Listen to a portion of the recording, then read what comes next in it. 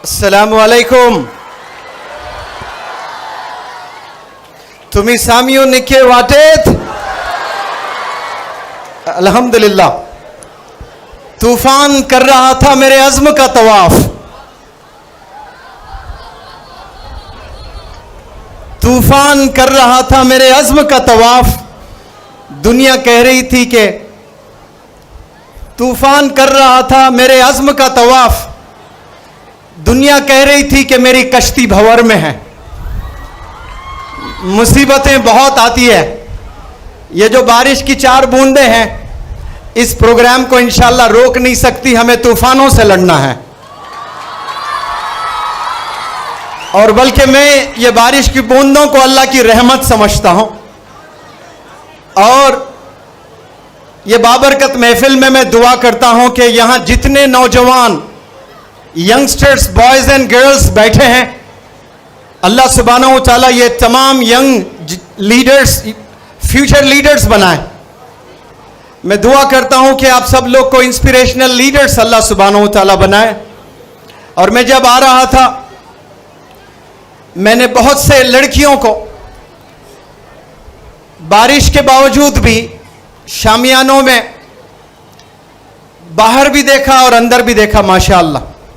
और मुझे यकीन है कि आने वाले ज़माने में ये भटकल के नौजवान वंडर्स करने वाले हैं इंशाअल्लाह।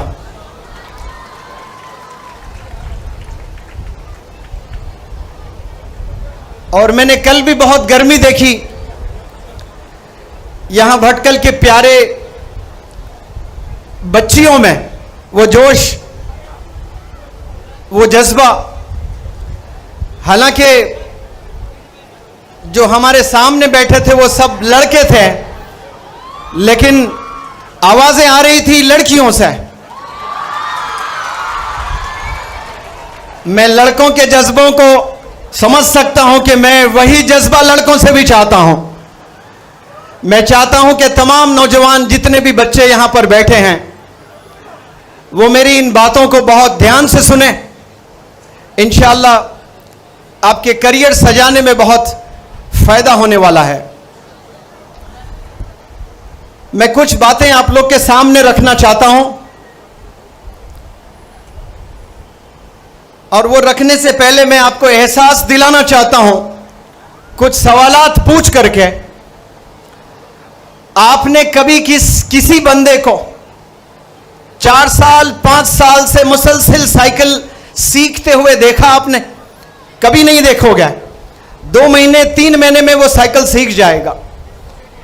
हिंदुस्तान बहुत बड़ा देश है, और इसमें नौजवान जो बच्चे हैं उसका पॉपुलेशन बहुत करोड़ों करोड़ों में है। क्या कभी नौजवान के मुंह से हमने कभी ये स्टेटमेंट सुना है कि मैं मोबाइल कैसे चलाना ये सीख रहा हूं इन दिनों? कभी ऐसा नहीं कहते हम, क्योंकि मोबाइल हम सीख लेते हैं, उसकी कोई ट्रेनिंग हमें नहीं देता है। साइकिल चलाना हम सीख लेते हैं, उसकी ट्रेनिंग कोई नहीं देता है।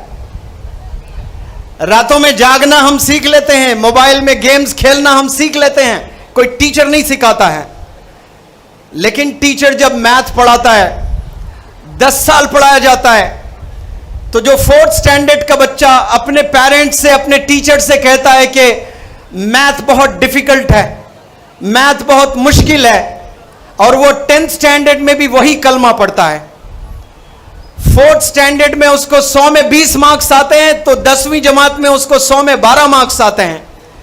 क्या फेल होने के लिए 6 साल स्कूल जाना पड़ता है? सवाल ही नहीं है। आप 6 साल जा रहे हो, 10 साल जा रहे हो, आप 2 महीने में साइकिल चलाना सीखे, 2 महीने में आपने मोबाइल चलाना सीखा, और 10 साल में आपने मैथमेटिक्स नहीं सीखा। यह बहुत बड़ा सवाल काबिलियत पर नौजवानों के आज मंडरा रहा है। ये नौजवान बच्चे कॉलेज के, स्कूल के, समझना चाहिए कि 1 घंटे में आप क्या क्या चीजें सीख सकते हो। यहां तो 10 साल आप स्कूल में बिताते हो। मैं एक बहुत प्यारी बात तमाम यंग बॉयज और गर्ल्स के इल्म में ले आना चाहता हूं। एक बंदा सड़क पर खड़े होकर वो आलू भी बेचता है, वो फल बेचता है, भले वो 500 रुपए के फल है, तो वो सुबह से शाम तक सड़क पर धूप में बारिश में 8 घंटे 8 घंटे 10 घंटे मेहनत करके वो फल बेचता है। तो जब वापस घर जाता है वो कम से कम 1000 रुपए लेकर जाता है। लेबर की बात कर रहा हूं मैं, जो रिक्शा चलाते हैं रोजाना 200-300 रुपए कमाते हैं।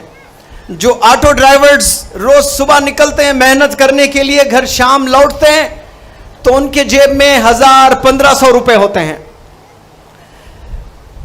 जो लेबर्स घर बनाते हैं, सामान उठाते हैं सर पर, वो भी 500 से 1000 रुपए कमाते हैं। लेकिन जब एक बच्चा 8 घंटे मेहनत करता है स्कूल में जाकर, और 8 घंटे मेहनत करने के बाद घर जब वापस लौटता है घर, वो क्या लेकर लौट रहा है? Majority of the students today are getting back to their respective houses empty handed and empty minded. इतना वजन बैग तो जरूर ले जाते हैं रोजाना स्कूल को, लेकिन एम्प्टी माइंडेड वापस घर जाते हैं। जब 8 घंटे आप स्कूल में बिताते हो टीचर्स के साथ में, तो आप इल्म लेकर जाना है।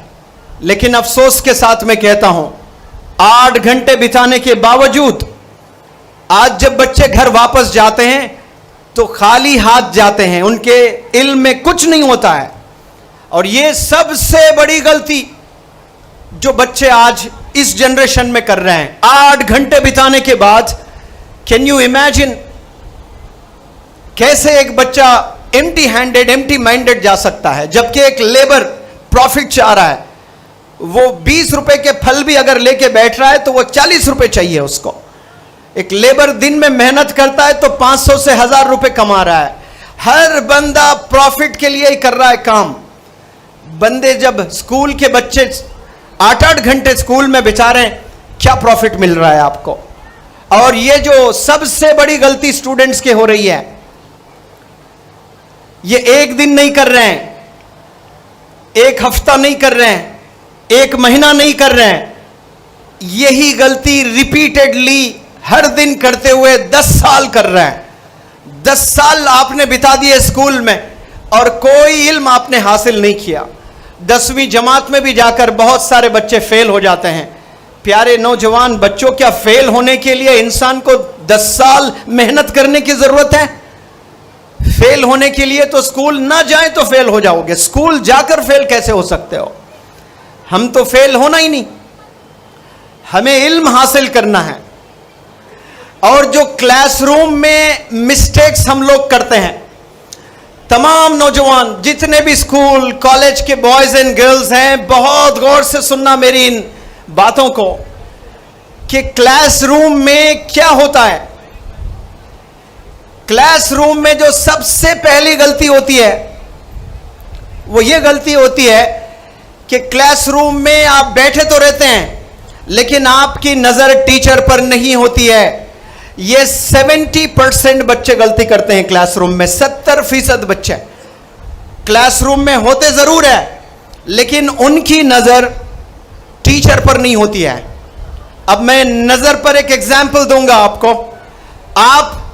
आपके वालिदैन कार में बैठे हुए हैं और ड्राइवर कार चला रहा है, और यहां से मैंगलोर जाना है 150 किलोमीटर।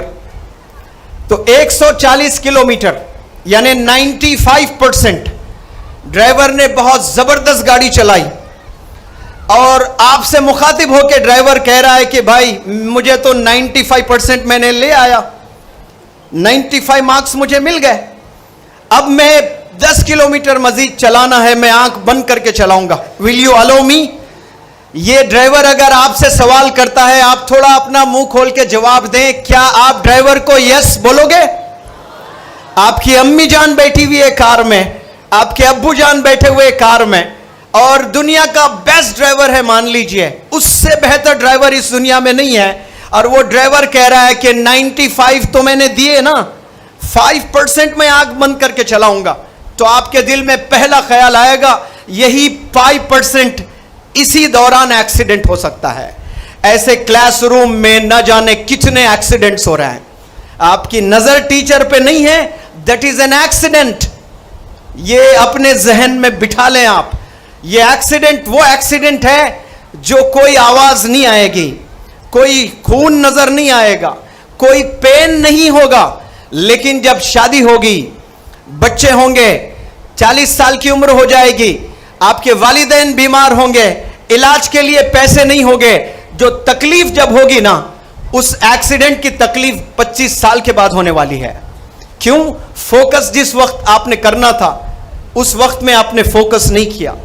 ये एक्सीडेंट रोज एक बार नहीं, रोज 1000 बार हो रहे हैं क्लासरूम में बच्चों के। इतना फोकस होना। एक ड्राइवर 100 किलोमीटर चलाता है गाड़ी, तो आप क्या तवक्को रखते हैं उस ड्राइवर से कि वो 100% फोकस करे? अगर ड्राइवर 2 मिनट के लिए घूम जाए, आपकी तरफ देखते हुए चला रहे, तो आप उसको डांटोगे, क्या कर रहे हो, ये नजर रखो वहां पर। तो ड्राइवर कैसी जॉब कर रहा है बताइए? जितने भी गवर्नमेंट ड्राइवर्स है, बस चलाते हैं, ऑटो ड्राइवर्स है, सलाम करता हूं उनको, वो अपना 100% देते हैं जब गाड़ी चलाते हैं। लेकिन क्या स्टूडेंट्स ऐसा 100% दे रहे हैं? कतई नहीं दे रहे हैं। They never give 100%। बैठते जरूर 6 घंटे, बैठते जरूर 8 घंटे, लेकिन आप 100% नहीं देते हैं। और 100% देना मैंने किसी से सीखा है तो क्रिकेट के एम्पायर से सीखा है। क्रिकेट खेलना जानते हैं आप लोग? हाथ उठाकर बताएं। नहीं खेलते हैं तो क्रिकेट खेल तो जानते हैं ना? हिंदुस्तान का सचिन तेंदुलकर है, पूरे दुनिया में नाम रोशन किया है। क्रिकेट में क्रिकेटर्स बड़े मशहूर होते हैं, लेकिन 2 अंपायर्स को मैं देखता हूं, मैं बहुत सीख लेता हूं। एम्पायर का काम क्या होता है? जो सबसे पहली जिम्मेदारी होती है कि बॉलर कहीं नो बॉल तो नहीं डाला, लकीर के बाहर तो पैर नहीं रखा। अगर लकीर के बाहर अगर पैर रखता है बॉलर, तो एम्पायर को क्या करना होता है? हाथ ऐसे रखकर इशारा करता है, इट्स नो बॉल। और उसके बाद फिर उसको नजर रखना है बैट्समैन पर कि ये बॉल जो पिच करके जा रहा है, कहीं पैड को लगा और पैड ना होता तो मिडिल विकेट को लगता, तो फिर उसे एलबीडब्ल्यू के लिए उंगली उठाना पड़ता है। कहीं बैट को किस करते हुए गोला विकेट कीपर के हाथ में जाए, तो फिर उसको कॉट बिहाइंड अपील होती है, तो उंगली उठाना पड़ता है। उसे टोटली फोकस करना होता है। और 50 ओवर का मैच होता है तो 300 गोले होते हैं। लेग अंपायर और ये अंपायर दोनों अंपायरिंग करते हैं, ये 25 वो 25। फिर दूसरी इनिंग होती है, ये 25 वो 25, यानी एक अंपायर 50 ओवर अंपायरिंग करता है, तो एक ओवर में 6 गोले होते हैं। 50 ओवर के कितने गोले होते हैं? 300। 300 टाइम्स उसकी नजर ऐसी होती है, बिल्कुल स्ट्रेट। और 1-1 लाख स्टेडियम में लोग होते हैं। अगर वो 1 सेकंड के लिए भी बॉलर बॉलिंग कर रहा है और अंपायर ऐसे देख रहा है स्टेडियम की तरफ, इमीडिएटली उसकी जॉब चले जाएगी। भले वो कितना भी एक्सपीरियंस्ड एम्पायर है, वो बोलेंगे तू पगला गया, सटिया गया, जॉब करने लायक नहीं है तू। एक गलती पे उसकी नौकरी चले जाती है, हमेशा के लिए बैन कर दिया जाता है। आप बताओ, इतना कमिटेड, इतना फोकस्ड कोई इंसान को देखा आपने कोई जॉब करते हुए जो क्रिकेट का एम्पायर करता है? उससे हमें सीख लेना चाहिए। इतना फोकस्ड होकर अगर कोई लड़का अपने टीचर को देखता है जैसे अंपायर बैट्समैन को देखता है, इतना फोकस्ड होकर अगर स्टूडेंट्स अपने टीचर को देखते हैं, कसम खुदा जितने भटकल के बच्चे हैं ये सब साइंटिस्ट, डॉक्टर्स और टॉप के इंजीनियर्स बनेंगे। फोकस की जरूरत है। जिस वक्त में जो काम करना होता है वो 100% करना होता है आपको। और 100% की मिसाल मैंने कहां से जोड़ी है आपको? ड्राइवर्स का एग्जाम्पल दिया मैंने, क्रिकेट के अंपायर्स का एग्जाम्पल दिया मैंने। ये दुनिया में जो चीजें हो रही है उनसे हमें सीख लेना है। आपको डिस्टर्ब करने के लिए बहुत सारे होंगे, लेकिन इंसान जब फोकस करता है तो 1 लाख का मजमा कितना भी शोर करे, लेकिन वो एम्पायर कान लगाता है कि बॉल कहीं बैट को टच करते हुए जा रहा है, वो आवाज आ रही कि नहीं आ रही है। इतना फोकस्ड आप करना शुरू करें।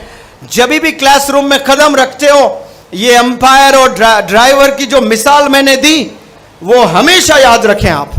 जो ड्राइवर्स फोकस कर रहे हैं, जो अंपायर्स फोकस कर रहे हैं, और वो अंपायर सिर्फ 300 गोले नहीं कर रहा है, अगर कोई एम्पायर 200 वनडे मैचेस के लिए एम्पायरिंग की है तो लगा लें आप 200 इंटू फिर 300 बॉल्स, कितनी दफा वो 10 साल 20 साल से इतना फोकस होकर हमें पढ़ाई करना है इंशाअल्लाह। और अल्लाह सुब्हानहू व तआला नमाज भी हमारी ऐसी चाहता है। When you stand before the Lord, you have to submit yourself 100%, forgetting all the world things. दुनिया की तमाम चीजों को भुलाकर आपने अल्लाह के सामने खड़े होना है। मैं कई दफा कोशिश किया हूं कि मैं 2 मिनट की नमाज, 3 मिनट की नमाज होती है, मैं 3 मिनट 100% फोकस करूंगा, लेकिन फोकस हो ही नहीं पा रहा है। दुनियावी ख्यालात आ रहे हैं। मैंने 1 बार ट्राई किया, 2 बार ट्राई किया, 10 बार ट्राई किया, लेकिन 10 सेकेंड, 15 सेकेंड, 20 सेकेंड के बाद फिर दुनियावी ख्यालात आ रहे हैं। तो मैंने मुफ्ती साहब को कॉल लगाया, बोला मौलाना मैं 3 मिनट फोकस नहीं कर पा रहा हूं, और कभी तो मैं इतना कमिटेड हो जाता हूं कि इस बार 3 मिनट कोई ख्याल नहीं आने दूंगा, सिर्फ मैं और अल्लाह, लेकिन कर ही नहीं पा रहा हूं। तो मुफ्ती साहब से मैंने कहा कि मौलाना ये बड़ा अजीब मेरे साथ हो रहा है, मैं I am unable to give 100% when I am offering सलाह। तो मुफ्ती साहब ने अप्रिशिएट किया। वो लोग के पास में बड़े ज़बरदस्त एग्जाम्पल्स होते हैं अप्रिशिएट करने के। उन्होंने कहा कि शुक्राना 2 रकात नमाज पढ़े कि इसकी फिक्र कम से कम आप में है, वरना दुनिया गाफिल ऐसे ही नमाजें पढ़ी जा रही है। आपको फिक्र तो हो रही है कम से कम कि you are not able to give 100%, वरना आज के ज़माने में सब जा रहे हैं अल्लाहू अकबर, बस सजदे एक्शन एक्सरसाइज की तरह कर रहे हैं, बस वापस आ जा रहे हैं। क्या हम 100% नमाज में दे रहे हैं? ये सवाल है। बिल्कुल अल्लाह सुब्हानहू व तआला यही चाहता है, जो नमाज आप पढ़ रहे हो उस नमाज को अपनी हयात की द बेस्ट नमाज बनाने की कोशिश करना चाहिए हमें। आपने बहुत माजी में नमाजें पढ़ी हैं, लेकिन अब मैं जो पढ़ने वाला हूं ये मेरी आखिरी नमाज है। इसके बाद कोई सजदा मैसर नहीं है, मेरी मौत है। अगर ये तय है तो इंसान 100% देता है, रो रो कर गिड़गिड़ा कर अल्लाह से माफी तलब करता है। अगर उसको यकीन हो जाए कि मौत मुझे अब नहीं आने वाली है और भी सजदे मैसर है मेरे हयात में है, तो फिर ईमान में गड़बड़ है उसका, क्योंकि मौत कभी भी आ सकती है। लेकिन मौत को लेकर एक चीज मैं बताता हूं, फिर मेरे टॉपिक पर आता हूं। मौत पर 750 करोड़ लोगों को यकीन है। इस रूहे जमी पर दुनिया में 750 करोड़ लोग जीते हैं, और 750 करोड़ लोग को यकीन है कि मौत आनी है। और दूसरी बात पर भी यकीन है कि मौत कभी भी आ सकती है, लेकिन तीसरे बात पर यकीन नहीं है कि मौत मुझे और अभी आ सकती है। इस पर हमें यकीन नहीं है। हम समझते हैं कि और 10-20 साल जी लेंगे, और ये यंग बच्चे तो बोलेंगे मैं तो हीरो हूं, मस्त हूं, गर्म खून दौड़ रहा है, और 40 साल तो अपन जिएगा। ये ख्याल जो होता है ना, ये गलत ख्याल है। जब इंसान को पता चल जाए कि ये मेरी आखिरी नमाज, तो वो 100% देगा। तो अल्लाह जैसा चाहता है हम नमाज पढ़ें फोकस्ड होकर। बिल्कुल उसी तरह लेसन्स जब आप सुन रहे हो, ये सुनना कि ये जिंदगी में फिर ये टीचर मुझे नहीं मिलने वाला है, अगर मैं ये ना सुनूं तो ये इल्म से मैं महरूम हो जाऊंगा। ये फोकस्ड होकर आप सुनेंगे, देखेंगे अपने टीचर को, तो उसके रिजल्ट्स बहुत अच्छे से आएंगे। पहली गलती मैंने बताया, 70% स्टूडेंट्स क्लासरूम में होकर भी जो पहली गलती करते हैं, थोड़ा आवाज में बोलें, वो क्या गलती है? टीचर की तरफ नहीं देखते हैं, उनकी नजर टीचर की तरफ नहीं होती है। और दूसरी जो गलती है, जो बचे 30% बच्चे हैं उनकी बात कर रहा हूं, जो बहुत फोकस्ड होकर देखते हैं, उनकी नजर सिर्फ टीचर पर ही है, स्टूडेंट्स पर नहीं है, दीवारों पर नहीं है, और कहीं नहीं है, उनकी नजर सिर्फ टीचर पर है। फिर भी वो गलती कर रहे हैं। वो आंख से कोई मिस्टेक नहीं कर रहे हैं, लेकिन कान से मिस्टेक कर रहे हैं। वो टीचर के लेक्चर को सुन नहीं रहे होते हैं, सिर्फ एक्टिंग कर रहे होते हैं कि ऐसा देख रहे हैं कि दिलीप कुमार आ जाए तो वो भी शर्मा जावे कि क्या एक्टर है ये, मुझसे बेहतरीन एक्टर, जबरदस्त एक्टिंग कर रहा है। और टीचर खुशी खुशी से पढ़ा रहा है, ऐसे देख रहे हैं स्टूडेंट्स टीचर को। और उसका जहन कहीं और तवाफ कर रहा है। बॉयज हो तो गर्ल्स कॉलेज का तवाफ कर रहा है, गर्ल्स हो तो बॉयज कॉलेज का तवाफ कर रहा है। सोच में गुम है नौजवान बच्चे। एक्टिंग तो कर रहे हैं टीचर की तरफ देखने की, लेकिन कान टीचर को नहीं दे रहे हैं। ये दूसरी सबसे बड़ी गलती स्टूडेंट्स रोजाना क्लासरूम में करते हैं। आज मैं आपके सामने खड़े होकर वो एरर्स, वो गलतियां बता रहा हूं जो बंदे स्कूल तो जा रहे हैं, लेकिन क्लासरूम में क्या गलतियां होती हैं ये पेरेंट्स को भी पता होना चाहिए, स्टूडेंट्स को भी पता होना चाहिए। 10 साल पढ़ाई कर लेते हो, आपको पता ही नहीं कि आप क्या गलतियां रोज करते हैं। 2 गलतियों की मैंने जिक्र की। 70% बंदे टीचर को फोकस्ड होकर कंप्लीट 45 मिनट्स देख ही नहीं सकते, और जो देखते हैं वो भी गलती कर रहे हैं। वो कौन सी गलती कर रहे हैं? वो सुन नहीं रहे होते हैं, और फिल्टर होकर बस कुछ ही बच्चे बच गए क्लासरूम में। वो देख भी रहे हैं, वो सुन भी रहे हैं, लेकिन वो समझ नहीं रहे हैं सब्जेक्ट को। समझना सबसे इंपॉर्टेंट चीज है, और समझने के लिए दिमाग नहीं, आपका जिस्म का इन्वॉल्व होना बहुत जरूरी होता है। You are suppose to get totally involved when you are listening to the lecture. बाहर कुछ भी आवाज आई वो आपको डिस्टर्ब नहीं करना चाहिए। हियरिंग लिसनिंग में बहुत फर्क होता है। इंग्लिश में 2 वर्ड्स है, तर्जुमा अगर करे तो दोनों का माना उर्दू में वही है, सुनना। हियर मतलब सुनना, लिसन मतलब सुनना। मैं यहां हूं, कुत्ते भौंक रहे हैं तो वो आवाज मुझे सुनाई दे रही है। मुझे कोई बुला रहा है या कोई कुरान की तिलावत कर रहा है तो मैं सुन रहा हूं।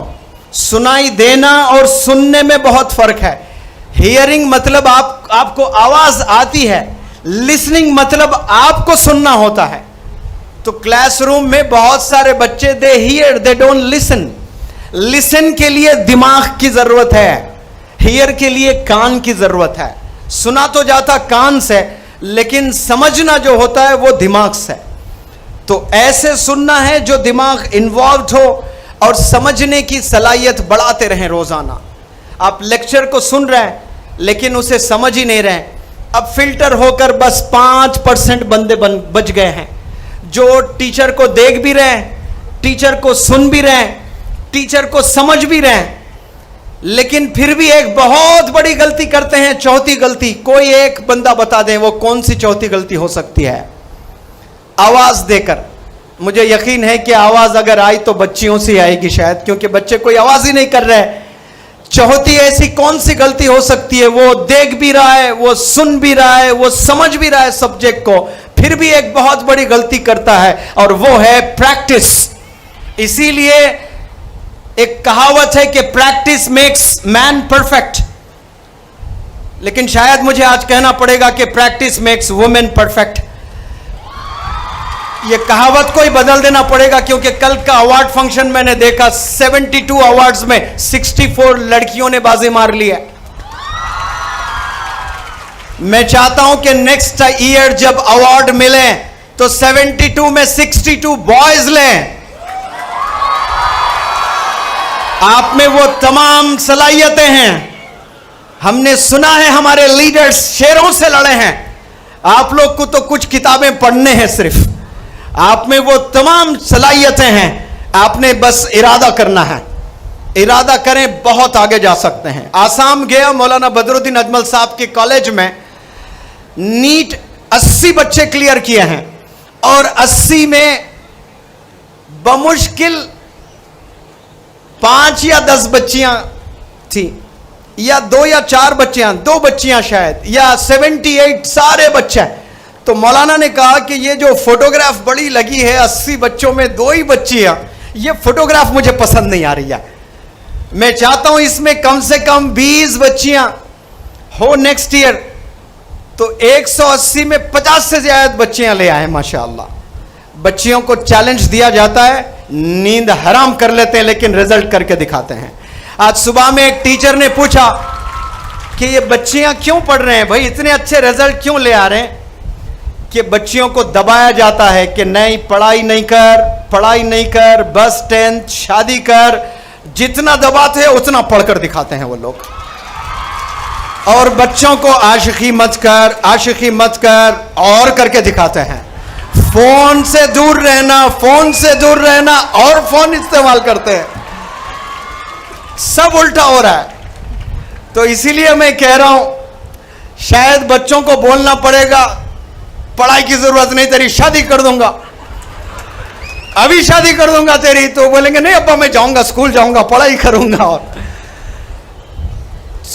दरअसल पढ़ाई, इल्म, ये सबका राइट है, सब ने पढ़ना है और बेहतरीन पढ़ना है।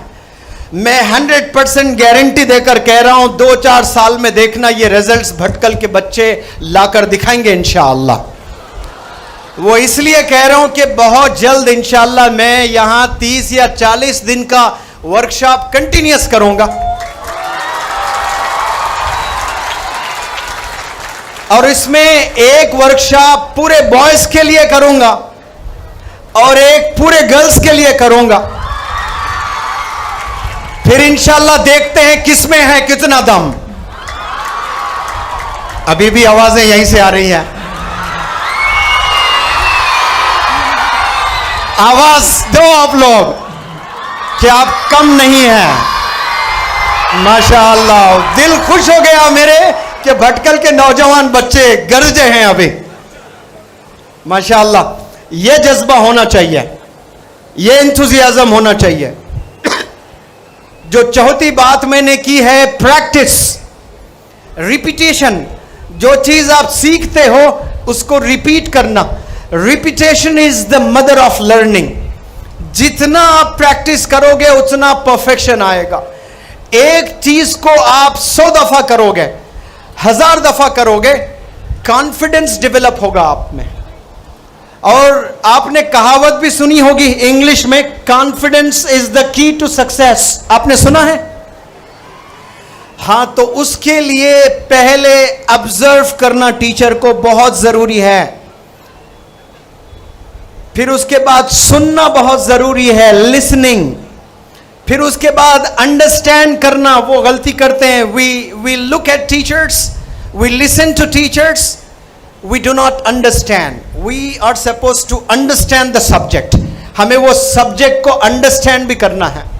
और अंडरस्टैंड करने के बाद जो चौथी गलती मैंने की, घर आकर किताब नहीं खुलती है, हम प्रैक्टिस नहीं करते हैं।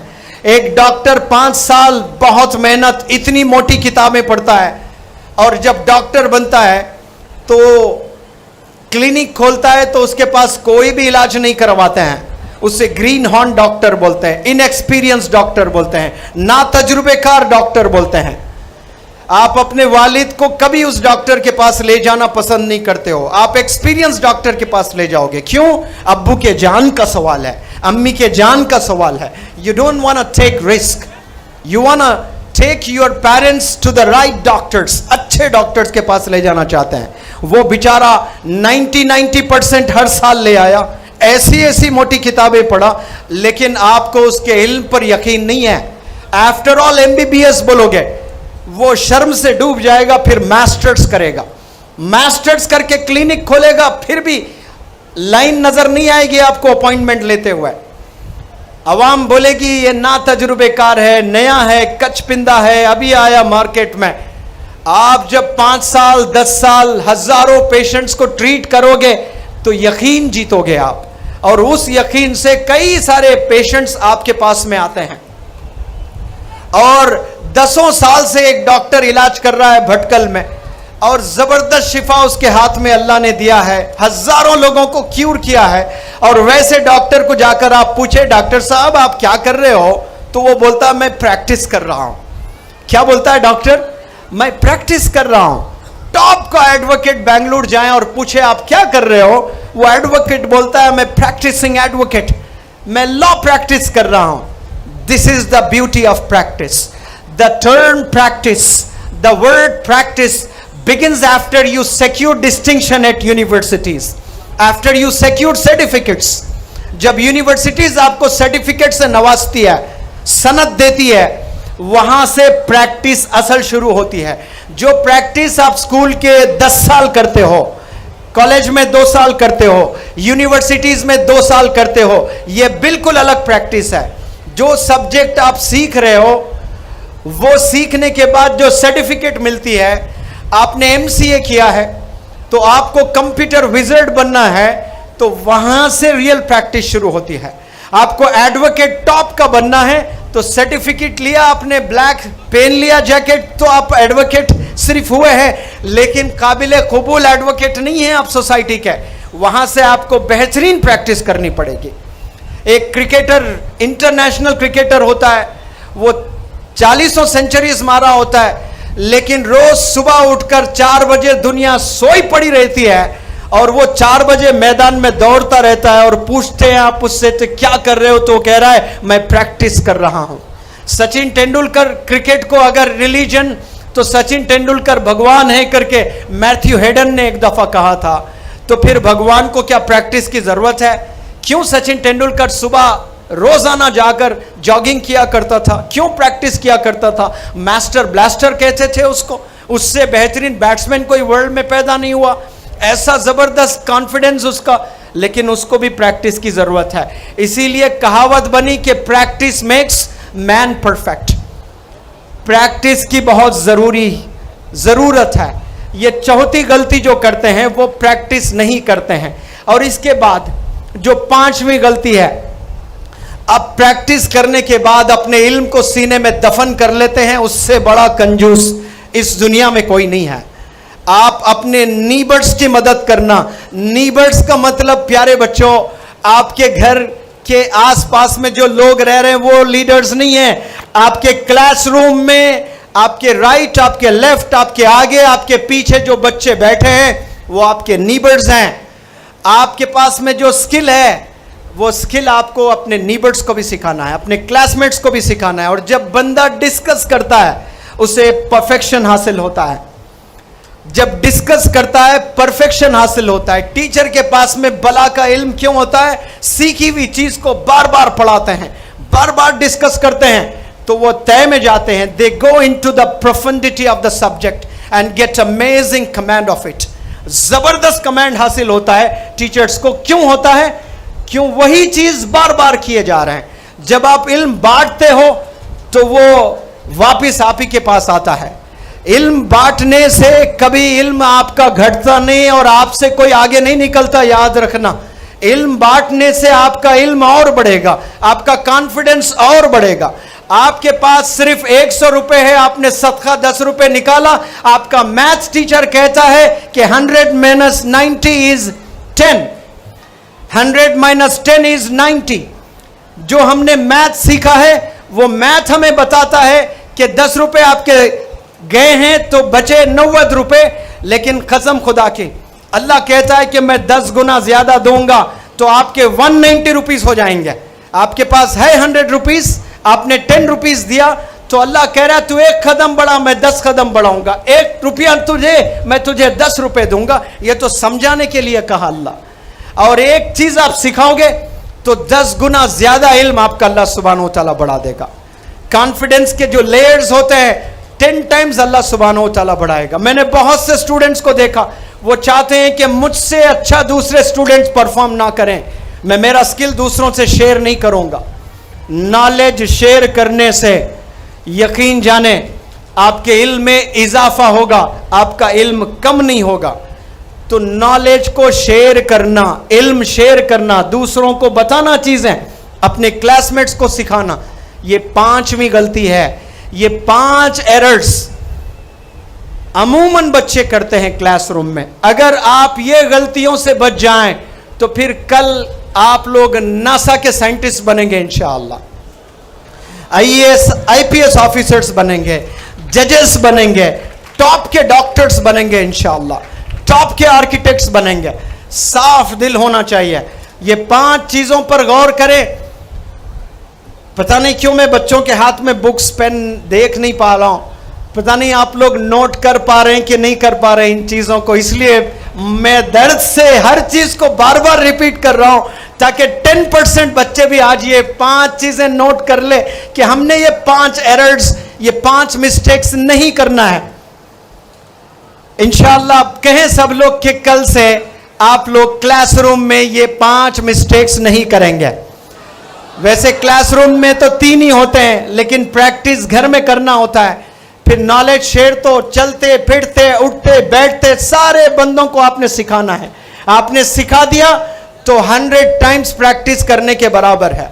आप घर में 100 टाइम्स प्रैक्टिस करें, 4 अपने क्लासमेट को बिठाकर वो फॉर्मूला समझाए तो 100 टाइम्स प्रैक्टिस करने के बराबर है। तो आप लिसनिंग कर रहे हैं, पहले तो ऑब्जर्व कर रहे हैं। कॉन्फिडेंस कैसा आता है? बहुत सारे बंदे मुझसे पूछते हैं, confidence is the key to success.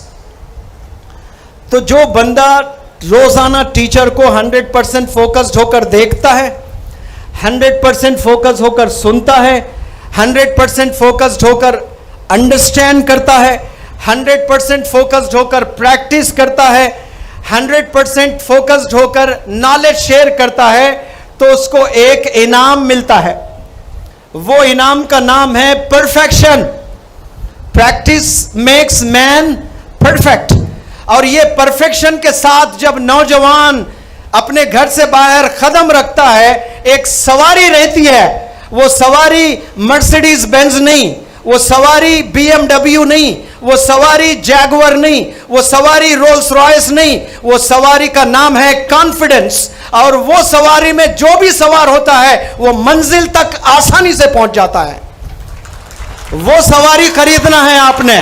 Mercedes Benz के ख्वाब देखना छोड़ दें, रोल्स रॉयस का ख्वाब देखना छोड़ दें, फॉर्च्यूनर के ख्वाब देखना छोड़ दें। एक सवारी दुनिया में वो भी है जिसका नाम है कॉन्फिडेंस। और वो कॉन्फिडेंस कब मिलता है? ये 5-6 चीजें करने से मिलता है।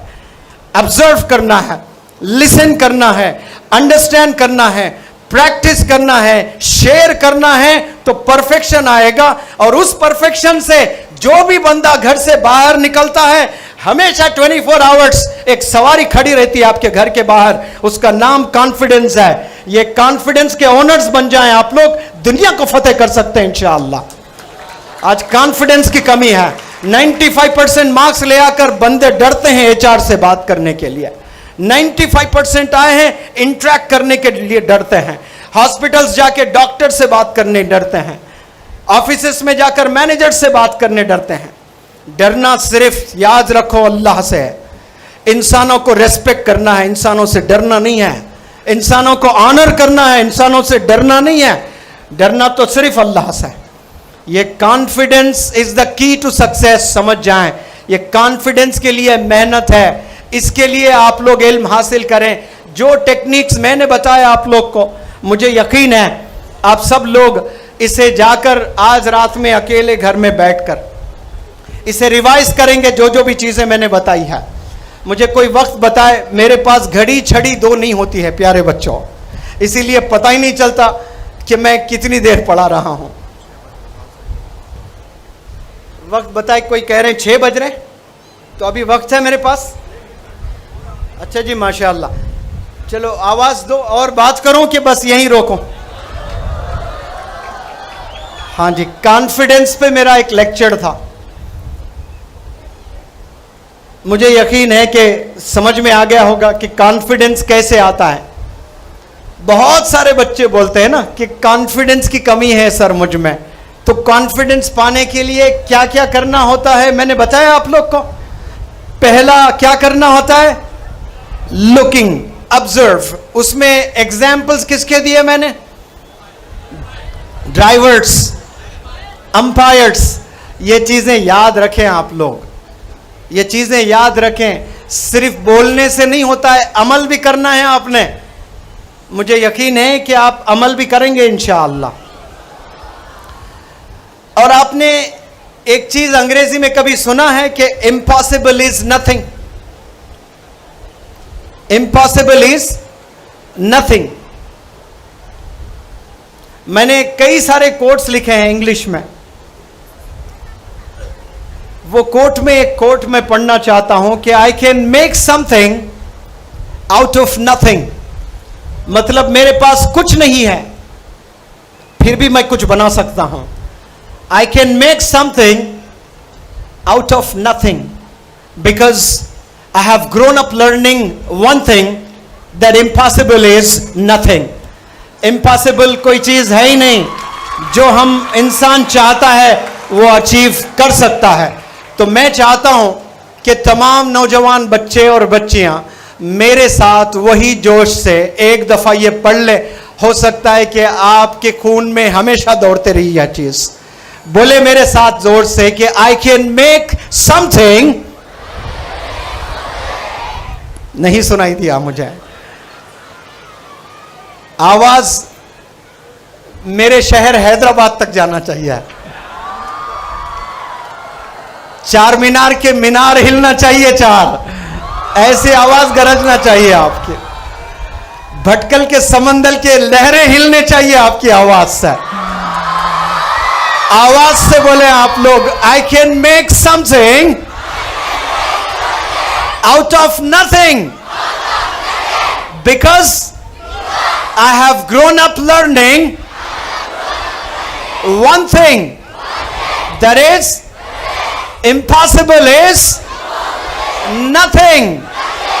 तो क्या आप आईएएस ऑफिसर बन सकते हैं? से यस। जजेस बन सकते हैं? से यस। नासा में साइंटिस्ट बनकर जा सकते हैं? से यस।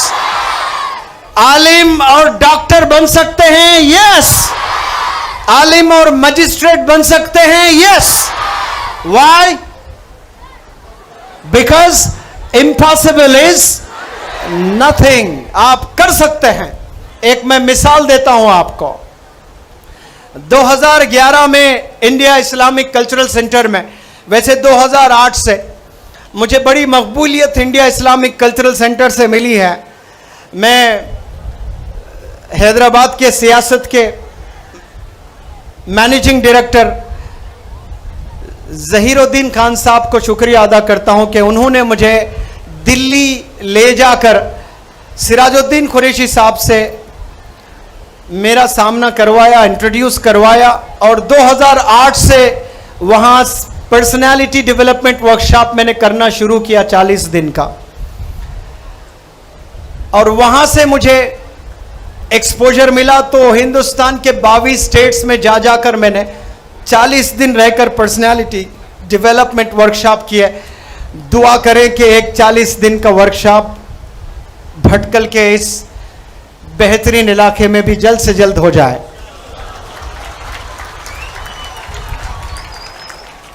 2011 में 300 बच्चे बच्चियां, 200 बच्चे, 100 बच्चियां बैठकर ट्रेनिंग ले रहे थे। 20 दिन गुजर गए थे। 21वें दिन शायद मैंने एक मोटिवेशनल लेक्चर दिया उन स्टूडेंट्स को, those who didn't turn up the days, those who didn't come up the days to deliver their talks, जो स्टेज पे एक दफा भी 20 दिन में नहीं गए, उनको मैंने जबरदस्त मोटिवेशनल टॉक दिया। तो उसमें एक बच्ची ने हिम्मत की और बिल्कुल किनारे से आहिस्ता चलते हुए वो स्टेज पर आई, आकर बिल्कुल स्टेज के बीचों बीच खड़ी हुई और उसकी हाइट बिल्कुल छोटी थी, जिसको बौनी बोलते हैं, इंग्लिश में ड्वार्फ कहते हैं, बौना, बिल्कुल छोटी हाइट। उसकी हाइट को देखकर 299 स्टूडेंट्स हंस रहे थे।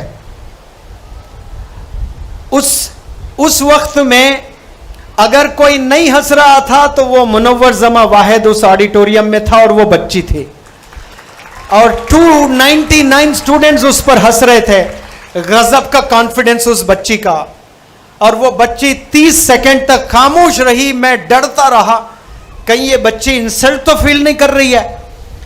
30 सेकंड के बाद वो मुखातिब होकर 299 स्टूडेंट्स को ऑडिटोरियम में कह रही है, you all are my friends, you all are my classmates, you can laugh at me, laugh, come on, laugh as much as you can, जितना हंसना चाहते हो उतना हंसिए, because you are my friends, you have absolute right to laugh at me. 20 days are over and 20 days are left. 20 days are over, 20 days are left. You can laugh at me for the next 20 days. I have no issue, laugh. But I do not want the rest of the world to laugh at me for the rest of my life. शायद आप लोग को English में ये समझ आया या नहीं आया, मैं फिर से रिपीट करता हूं। बचे 20 दिन आप जितना हंसना चाहे हंसे मुझ पर, but I do not want the rest of the world, दुनिया जो है ना, वो मुझे दुनिया भर हंसते ना रहे मुझ पर. I do not want the rest of the world to laugh at me for the rest of my life. ये 20 दिन आप चाहे हंसना, जितना हंसना चाहे हंस लें. 20 दिन के बाद मैं नहीं चाहती कि दुनिया का कोई एक बंदा भी मुझ पर हंसे. क्या कॉन्फिडेंस बच्ची का. और पहली दफा वो हिंदी मीडियम की लड़की इंग्लिश में स्पीच दी है. उसके बाद 20 दिन भी वो स्पीचेस देती रही.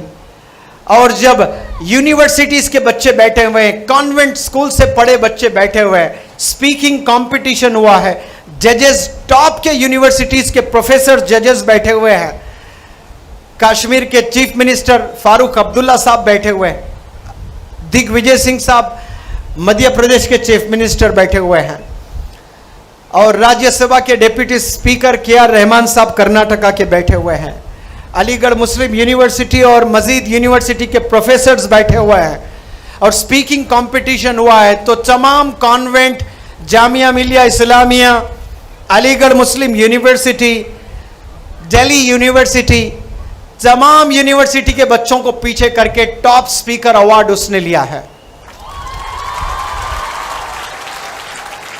ये बहुत अदना सा उसके लाइफ का एक अकम्पलिशमेंट है. यहां कोई लड़का है या लड़की है जिसके 17 फ्रैक्चर्स हुए हैं? हाथ उठाकर बताएं. 17 टाइम्स फ्रैक्चर हुए हैं. 17 टाइम्स फ्रैक्चर हुए उस लड़की के. 17 फ्रैक्चर्स, 7 सर्जरीज. हड्डियों की बीमारी थी उसको. कुछ बंदे होते हैं गिरते ही हड्डी टूट जाती है. इसलिए कहते हैं कि करोड़ों दफा शुक्राना पढ़ लें कम है, क्योंकि कुछ बच्चों में ऐसी बीमारी होती है, चलते चलते गिरते हैं हड्डी टूट जाती है. हड्डी में जो गुद होता है पतला हो जाता है. उसको बीमारी थी उस लड़की को. राजस्थान के बिल्कुल छोटे से गांव की लड़की, हिंदी मीडियम की लड़की. उसके भाई बहन को भी वही बीमारी. वालिद तंग आ चुका, बेसहारा छोड़कर दिल्ली चला गया राजस्थान के छोटे गांव से. और कुछ दिन के बाद उस बच्ची की दादी ने अपने बच्चे को, जो दिल्ली में चला गया, दूसरी शादी कर लिया, उस बच्चे को फोन करके मां कहती है कि बेटा, तूने बीवी बच्चों को बेसहारा छोड़कर चला गया, कम से कम एक बच्ची पढ़ना चाहती है, उसको बुला. तो वो मां होती है, मां की बात उसने सुन लिया और वो लड़की को दिल्ली बुलाया. और वो दिल्ली में गवर्नमेंट स्कूल में पढ़ाने लगा. तो उसके साथ में एक सौतेली बहन थी, हम उम्र बहन, दोनों स्कूल जाया करते थे. तो ये जो राजस्थान की बच्ची आती थी, रोज स्कूल जाती थी, गवर्नमेंट स्कूल, वो बहुत अच्छे मार्क्स से पास होती थे. तो सौतेली माँ को बड़ी जलन हुई है. वो देखा नहीं जा रहा था उसकी कामयाबी. उसने 7 बजे लाइट्स ऑफ करना शुरू कर दिया है कि इलेक्ट्रिसिटी की बिल बहुत आ रही है, ये बिल कौन बांधेंगे. वो चाह रही थी कि ये बच्ची ना पढ़े, लेकिन बच्चियों को जब दबाया जाता है 1000 टाइम्स और मेहनत करके रिजल्ट दिखाते हैं. वो सुबह सूरज से पहले 4 बजे जागती थी और 4 बजे पढ़ना शुरू कर दिया उसने. अब जब पढ़ना शुरू किया तो उस पर और टॉर्चर. तो उसके पास 2 ऑप्शन बचे. एक, बहुत टॉर्चर हो रहा है, वो सोची या तो मैं घर वापस चले जाऊं राजस्थान, या फिर ये टॉर्चर सहते हुए पढ़ाई आगे करूं. अल्लाह कभी आपके साथ ऐसा सिचुएशन ना आए, लेकिन आप उसकी जगह होते, आवाज में बताओ मुझे, आप क्या करते? वापस गांव जाते या वो टॉर्चर सहकर आप पढ़ाई आगे कदम बढ़ाते? जवाब दें प्लीज. नौजवान बच्चों, अगर आप उसकी जगह होते तो आप क्या करते? वापस अपनी मां के पास चले जाते, राजस्थान छोटा गांव, या वहीं जुल्म या तकलीफें सहते हुए पढ़ाई आप करते? Answer me please. Option A, आप वापस अपने वतन चले जाते. ऑप्शन बी, जुल्म सहते, टॉर्चर सहते, लेकिन पढ़ाई पूरी करते. बताओ ऑप्शन ए या ऑप्शन बी? उसने ना ऑप्शन ए चुना ना ऑप्शन बी चुना. उसने दोनों घर छोड़ दिए. यमुना विहार के स्लम में जाकर, अकेली स्लम में बच्चों को ट्यूशन पढ़ाते हुए, 20 रुपए कमाते हुए, वो अपने स्कूल 10th ग्रेड उसने कामयाबी हासिल की है। और रोटी 3 दिन के एक ही दिन में बना लेती, क्योंकि वक्त जाय होता उसको, अपनी भी पढ़ाई पढ़ना, ट्यूशन भी पढ़ाना बच्चों को, तो 3 दिन के रोटी एक साथ बना लेती और सालन नहीं, पानी में डुबो के खाती। उसके बाद उसने 11th किया, 12th किया, ग्रेजुएशन फर्स्ट ईयर में मेरा वर्कशॉप लेने आया। किसी ने कहा कि ये वर्कशॉप चलाते हैं, तो वहाँ बेस्ट स्पीकर अवार्ड लिया। फिर उसके बाद हैंडीकैप्ड जो स्टूडेंट्स होते हैं, इंडिया के हैंडीकैप्स के रिप्रेजेंट करते हुए कोरिया 3 दफा गई। फिर उसके बाद जापान में लीडरशिप ट्रेनिंग लेने 1 साल गई, और भारत सरकार ने उसको most extra ordinary women award से नवाजा। और 2016 में वो अल्लाह की बंदी यूपीएससी एग्जाम लिखी, तो यूपीएससी भी क्लियर किया उसने, और उसका नाम है उम्मुल खैर। आज बहुत बड़ी ऑफिसर है। बताओ इतनी तकलीफ किसी को हो रही है यहां पर भटकल में? भटकल में तो आधे पेरेंट्स बाहर है, बड़े मस्त है, लेकिन कितनी मेहनत करके अपने वतन को छोड़कर, अपने माँ बाप को छोड़कर, अपने रिश्तेदारों को छोड़कर कितनी मेहनत करके पैसा बना रहे हैं, और यहां आपके पास में कोई विजन नहीं है। और वो बच्ची कैसे जुल्म से सहते हुए, कितने मुश्किलात से, स्लम में रहते हुए रोटी बनाती है, 3 दिन का आज ही स्टॉक कर रही है ताकि उसका वक्त जाए ना हो। ये अजायम अगर नौजवान बच्चों में आ जाएं तो नताइज क्या होंगे? वो यूपीएससी क्लियर करेंगे, वरना हमारा रिप्रेजेंटेशन यूपीएससी में कहां है? हम रिप्रेजेंट ही नहीं कर रहे हैं यूपीएससी में, जा ही नहीं रहे हैं हम लोग। इसके लिए दीवानगी की जरूरत है, डिटर्मिनेशन की जरूरत है, अज़्म की जरूरत है। इसलिए मैंने आते ही कुछ कलिमात पढ़े थे कि तूफान कर रहा था मेरे अज़्म का तवाफ, और दुनिया समझ रही थी कि मेरी कश्ती भंवर में है। दुनिया बोल रही है कि ये कश्ती प्रॉब्लम में है, और कश्ती पे जो सवार है वो कह रहा है कि ये जो भंवर, ये लहरें हैं, ये मेरी तवाफ कर रहे हैं। तवाफ किसका करते हैं? जिसका रिस्पेक्ट होता है। तो ये अज़ायम होना चाहिए, ये डिटर्मिनेशन होना चाहिए आप लोगों में। और जब डिटर्मिनेशन, अज़ायम आप में होते हैं तो आपको कामयाब होने से कोई नहीं रोक सकता है। और असल मुद्दे पर मैं आ रहा हूं बात करने आप लोग से।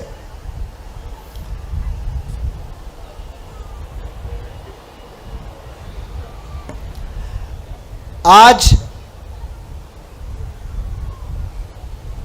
50% ऐसे बच्चे हैं जो अपने 10th, 11th, 12th में 80, 90, 95% ले आए हैं, लेकिन कोरोना ने आकर उनके जिंदगियों को इतना बर्बाद कर दिया है। जैसा फोन उनके हाथ में आया, मैंने ऐसे स्टूडियस बच्चों को देखा है। एक बंदा अलीगढ़ में पढ़ रहा है बच्चा, और वो नीट का एग्जाम लिखने की तैयारी कर रहा है, और वो 95% उसको बचपन से लेकर 12 तक उसको 95% ही आते गए। तो जो कोरोना हुआ था हॉस्टल में अलीगढ़ के, कोई नहीं थे, बस वो अकेला था। तो उसने 1 महीना अकेले गुजारा है, इतना डिप्रेशन में चला गया। उसके पास में अनफॉर्चुनेटली फोन नहीं था, तो वो ऑनलाइन ट्रेनिंग ले रहा था, नहीं ले पाया। उसका इतना जबरदस्त इरादा था कि मुझे नीट क्लियर करना है, तो वो नीट क्लियर नहीं कर पाया। तो उसने कई सुसाइड अटेम्प्ट्स करने की कोशिश की है, और उसने अपना कॉन्फिडेंस खो दिया है। वालिदैन आकर रो रहे हैं कि मेरा कैसा हीरा खराब हो गया है। डिप्रेशन में चले जाते हैं बच्चे। और ये तो खैर पढ़ाई मैंने कर नहीं पाया, गोल अचीव, इसलिए डिप्रेशन में गया। लेकिन 70% बच्चे इल्म, टैलेंट रखकर, गजब का टैलेंट है बंदों के पास में, लेकिन फोन एडिक्शन ऐसी खतरनाक बीमारी है, ये सिर्फ आपको तबाह नहीं कर रही है। नौजवान बच्चों, मेरी इन बातों को सुन लो, आप लोग अच्छे से सुन लो। अगर आप फोन एडिक्टेड हैं, ये वो बीमारी है, कोरोना आकर सिर्फ इंसान को मारी है, एक फर्द को मारी है, लेकिन ये जो एडिक्शन की बीमारी है ना, ये नस्लों को मारने वाली है, निकम्मा बना देती है एक इंडिविजुअल को। अब वो निकम्मा शादी करेगा तो बच्चे भी निकम्मा ही पैदा होंगे, ये नस्लें तबाह कर देगी। कैंसर जो बीमारी होती है वो एक फर्द को मारती है, हार्ट अटैक आता है तो एक ही इंसान को मारता है। लेकिन ये जो बीमारी है फोन एडिक्शन, ये सिर्फ एक बच्चे को नहीं मार रहा, उसके साथ उसकी नस्लें तबाह हो जाएगी। क्यों? काबिल बाप नहीं बनेगा, काबिल हस्बैंड नहीं बनेगा। शादी तो कर लोगे आप, बच्चे तो पैदा कर लोगे, लेकिन बच्चे को अच्छे स्कूल में नहीं पढ़ा सकते हो आप, अच्छी जगहों पर नहीं घुमा सकते हो आप, उसके ड्रीम्स को फुलफिल नहीं कर सकते हो आप। आज के बच्चों के बहुत ड्रीम्स हैं, बहुत ख्वाहिशात है कि वहां जाएं, यहां जाएं, तो फिर जब आप बच्चे पैदा करोगे 10,000 और ज्यादा ख्वाहिशात रहेंगे वो लोग के। कैसे करोगे फुलफिल वो लोग के ड्रीम्स? आपको बहुत मेहनत करनी है। ये फोन वो चीज है जो आपको निकम्मा बना देने वाली है। जितना फोन से दूर रहोगे आप, उतनी एफिशिएंसी आपके एकेडमिक्स में आने वाली है। मैं पहले दिन स्टूडेंट्स को एड्रेस करता हूं, 30 दिन सुबह 9 से 9 बजे तक पढ़ाता हूं, और पहले दिन कहता हूं कि प्यारे बच्चों, आपके कितने जेब है बताएं। तो बच्चे गिन लेते हैं, जेब को भी गिनने की जरूरत पड़ती है। ऐसे जेब में 2 हाथ डालते हैं, 2, पीछे 1, 3, शर्ट में 1, 4, फिर बताते हैं 4 जेब। मैं कहता हूं कि जो आपने 4 गिनती की वो 4 जेब मेरे पास भी है, उसके अलावा देखो सूट पहना हूं 2 और जेब है, फिर अंदर और 2 जेब है, तो मेरे कितने जेब हुए? 8। इन 8 जेबों में हाथ डालें, टटोलें, आपको एक भी फोन नहीं मिलेगा। ये पूरे 30 दिन तक आपको नहीं मिलेगा। आप कभी मुनव्वर जमा के हाथ में फोन नहीं पाओगे। ये मैं स्टूडेंट्स को कहता हूं जो इंडिया के कोने कोने से 1 महीने के लिए पढ़ाई करने के लिए आते हैं, 1 महीने के लिए पढ़ाई करने के लिए आते हैं, और 1 महीना रहते हैं तो 1 ही घंटा फोन देता हूं, 1 ही घंटा फोन देता हूं शाम में, असर और मगरिब के दरमियान। एक बहुत बड़ा बिजनेसमैन केरला से, $2.5 बिलियन टर्नओवर है कंपनी का, वो बंदा बिना बताए मेरे वर्कशॉप में आ गया। तो मुझे डर लगा कि भाई ये कहीं पुलिस का एजेंट तो नहीं है। फिर बाद में बताया मैं डायरेक्टर हूं ये कंपनी का, ये टर्नओवर है $2.5 बिलियन। अगर मैं बच्चों से पूछूं कि बिलियन में कितने जीरो होते हैं तो कैलकुलेटर की जरूरत पड़ेगी आपको, या फिर फोन ऑफ फ्रेंड जैसा बोलते हैं, मैथ टीचर को कॉल करना पड़ेगा।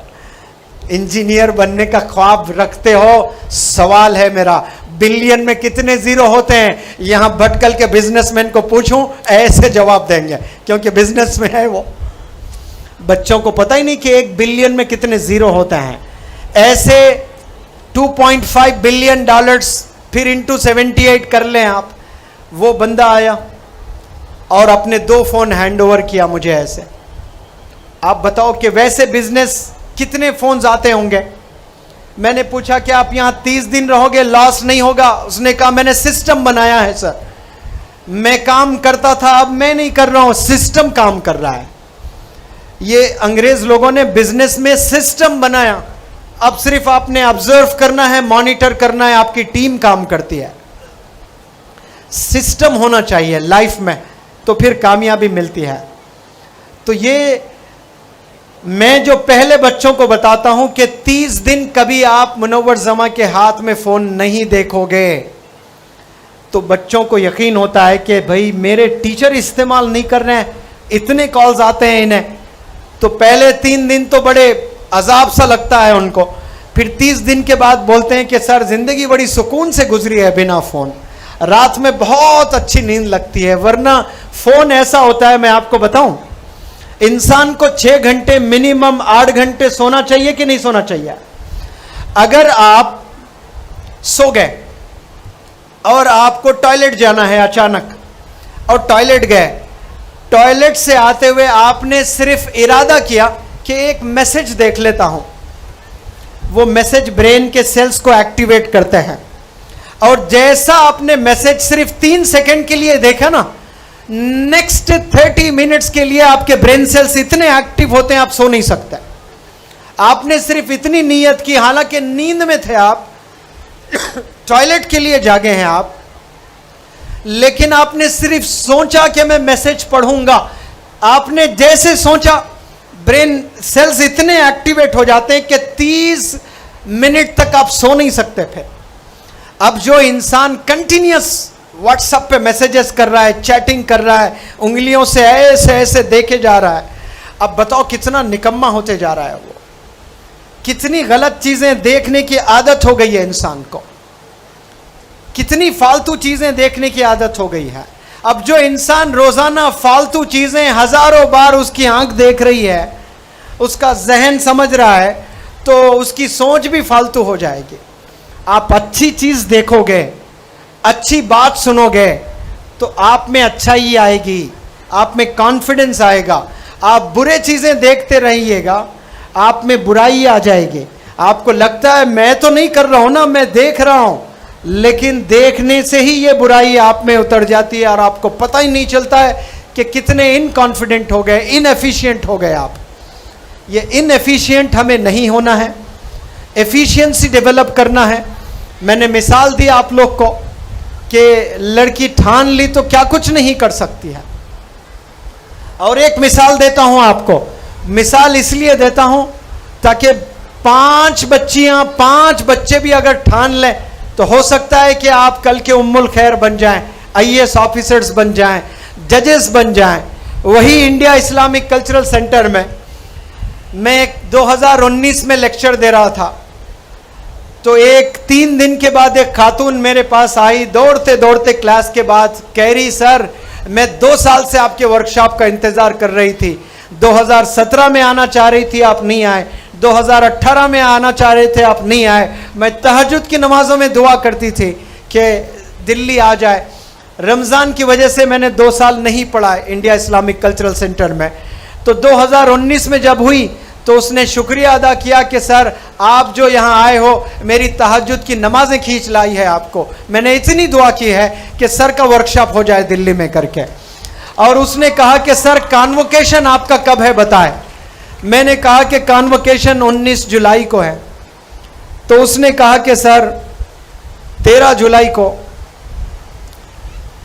मैं प्रेग्नेंट हूं, 9वां महीना चल रहा है, 9th मंथ चल रहा है, 13 तारीख को डिलीवरी है। मैं अल्लाह से दुआ कर रही हूं कि मेरी डिलीवरी 20 तारीख को हो। कोई माँ है जो अपने लाल जिगर को नहीं देखना चाहे? सवाल ही नहीं है। दुनिया की हर माँ चाहती है कि मेरा लाल, मेरी जान जल्दी बाहर आए, उसे देख लूँ मैं, तड़पती है माँ। और वो इल्म की भूखी बेचारी आलिमा है, और वो कह रही है कि मैं अल्लाह से दुआ कर रही हूँ कि मेरी डिलीवरी देर से हो और 1 हफ्ता बाद हो। और वो रोजाना स्टेज पे परफॉर्म करती थी। और एक दिन मैंने बुलाया, लास्ट रो में बैठी हुई थी, would you please come here up the stage and give a demonstration on tenses. तो वहीं खड़े होकर कोने में उसने आवाज दी, sir I can not come up the stage, I have pain, दर्द है मेरे पेट में, मैं नहीं आ सकती, but I can perform standing over here, मैं यहीं से परफॉर्म कर सकती हूँ। तो मैंने माइक भेजा वहां पर, वहां खड़े होकर उसने इंग्लिश टेंसेस पर जबरदस्त डेमोन्स्ट्रेशन दिया। क्लास खत्म हुई, कुछ घंटों के बाद कॉल आया उस खातून के खाविंद का, वो भी आलिम दीन। कॉल आया और कहे कि सर क्लास से जब हम बाहर घर जा रहे थे पेन हुआ तो हॉस्पिटल लेकर गए, वहीं डिलीवरी हो गई। डिलीवरी के दिन भी वो क्लास अटेंड की है। आज हम कितने बहाने बनाते हैं, औरतें डिलीवरी के लिए होते हैं तो एक महीने से ही पेट पकड़ लेते हैं, बहाने बनाने लगते हैं।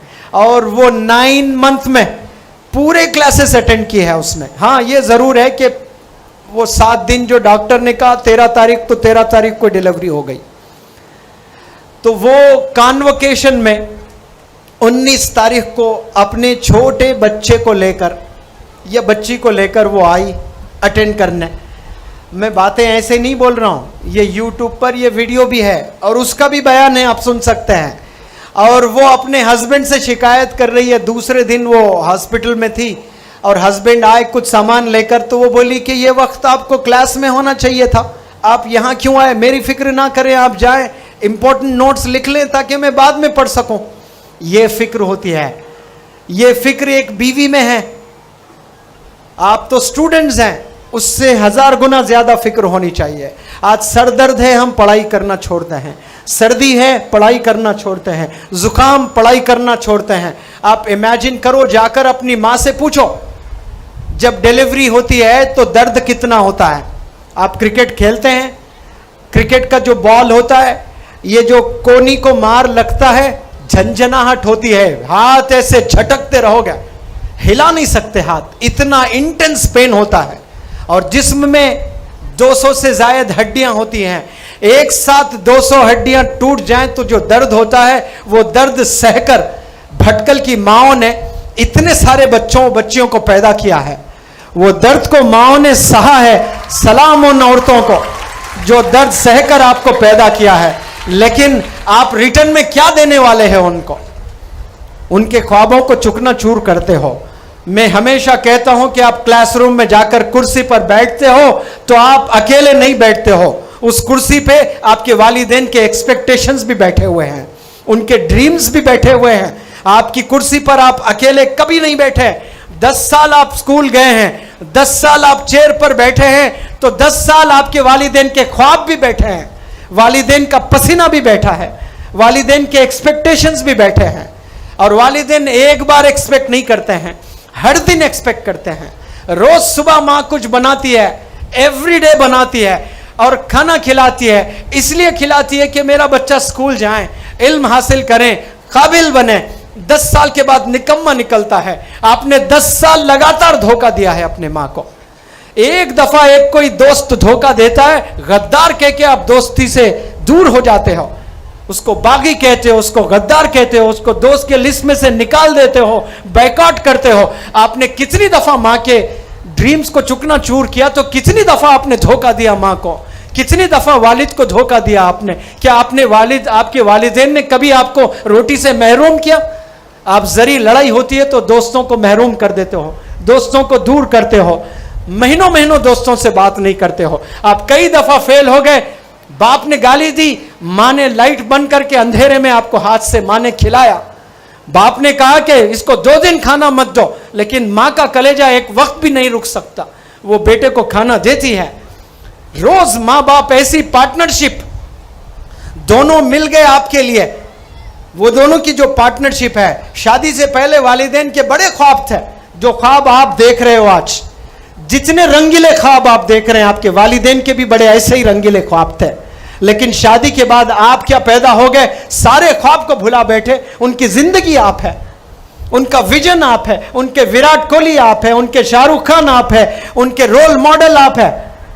आज आपके रोल मॉडल्स पता नहीं कौन कौन होंगे, लेकिन उनके हीरो, उनके इंस्पिरेशन सब आप है।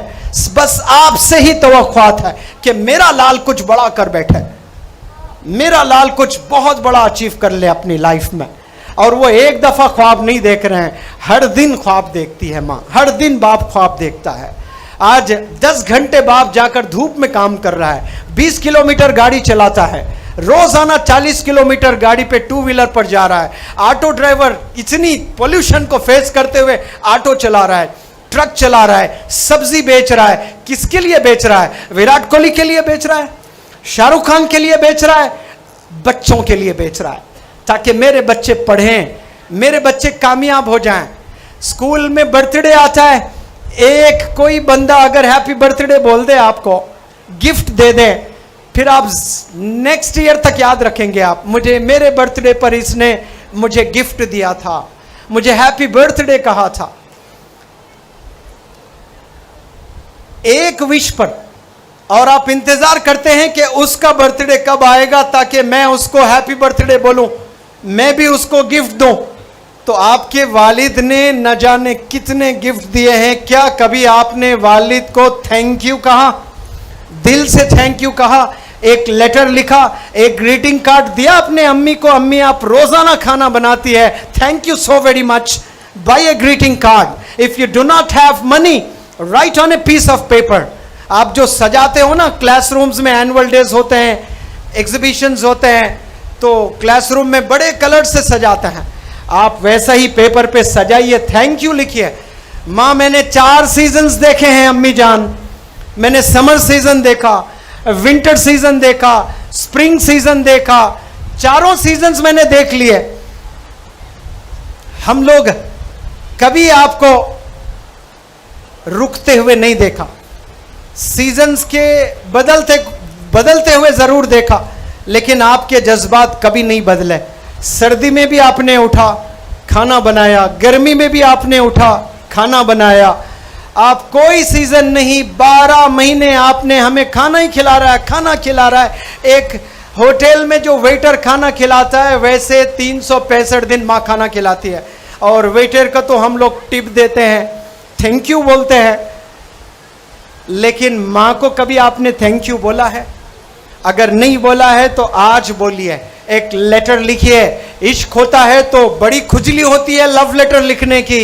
एक लव लेटर आप अपनी माँ को भी लिखिए, कभी एक लव लेटर अपने वालिद को भी कभी लिखे। देखे कैसे सीना फूल जाता है उस बाप का कि मेरा नौजवान बच्चा मुझे एक लेटर लिखा है, कलाम करता है मुझसे, शुक्रिया अदा करता है मुझसे। और मेहनत करेगा बाप, और दुआ करेगा। दुआ करने की भी जरूरत नहीं है वालिदैन को। लेटर पढ़कर जो आंख में आंसू आकर रुक भी जाते हैं ना, वो आंसू जाकर अर्श को हिला देते हैं और वहां से फैसले आते हैं। और वहां से जब फैसले आते हैं, पूरी दुनिया की ताकत आपको कामयाबी होने से रोक नहीं सकते। वालिदैन की दुआएं अगर आपने ले ली है तो पूरी दुनिया इकट्ठा हो जाए, आपको हराने के लिए हरा नहीं सकते। वालिदैन की दुआओं में वो ताकत होती है। जिसने वालिदैन की दुआ ले ली वो यहां भी कामयाब और आखिरत में भी कामयाब, क्योंकि अल्लाह कह रहा है, ये मुनव्वर ज़मान नहीं कह रहा है, तेरा वालिद राजी तो मैं राजी, तेरी माँ राजी तो मैं राजी, तेरे वालिदैन राजी तो मैं राजी। इसका दूसरा पार्ट क्या है? वालिद नाराज मैं नाराज। अल्लाह कह रहा है तेरी माँ नाराज तो मैं नाराज। आज बताओ कितने वालिदैन अपने बच्चों से नाराज है? मुझे न जाने कितने कॉल्स आते हैं। एक दौर था जब आप पैदा हुए थे, खुशी का ठिकाना नहीं था, घूम रहे थे यहां से वहां मिठाई की दुकानों में, गरीबों में बांट रहे थे, घर में दावतें चल रही थी कि लाल पैदा हुआ, रहमत आई, बेटी आ गई। लेकिन 14 साल के बाद में, 14 इयर्स के बाद में, वही बच्चे जो खुशियां देते थे, आज वो खून के आंसू रुला रहे हैं। ऐसी हरकत कर बैठते हैं कि मुंह दिखाने लायक नहीं होते हैं। ये फोन की वजह से जो ऐसे गुनाहों में मुलविस हुआ है। एक दौर था गुनाह करने के लिए बहुत षड्यंत्र रचना पड़ता था, बहुत मेहनत करना पड़ता था, छुप छुप कर अंधेरों में जाकर करना पड़ता था। लेकिन आज ऐसा दौर आ गया कि गुनाह करना इस दुनिया में सबसे आसान काम अगर कोई है तो वो गुनाह करना हो गया। पहले गुनाह करने से डर लगता था और छुप छुप के लोग गुनाह करते थे। मैं एक नौजवान लड़के को बुलाकर पूछा कि क्या बनना चाहते हो?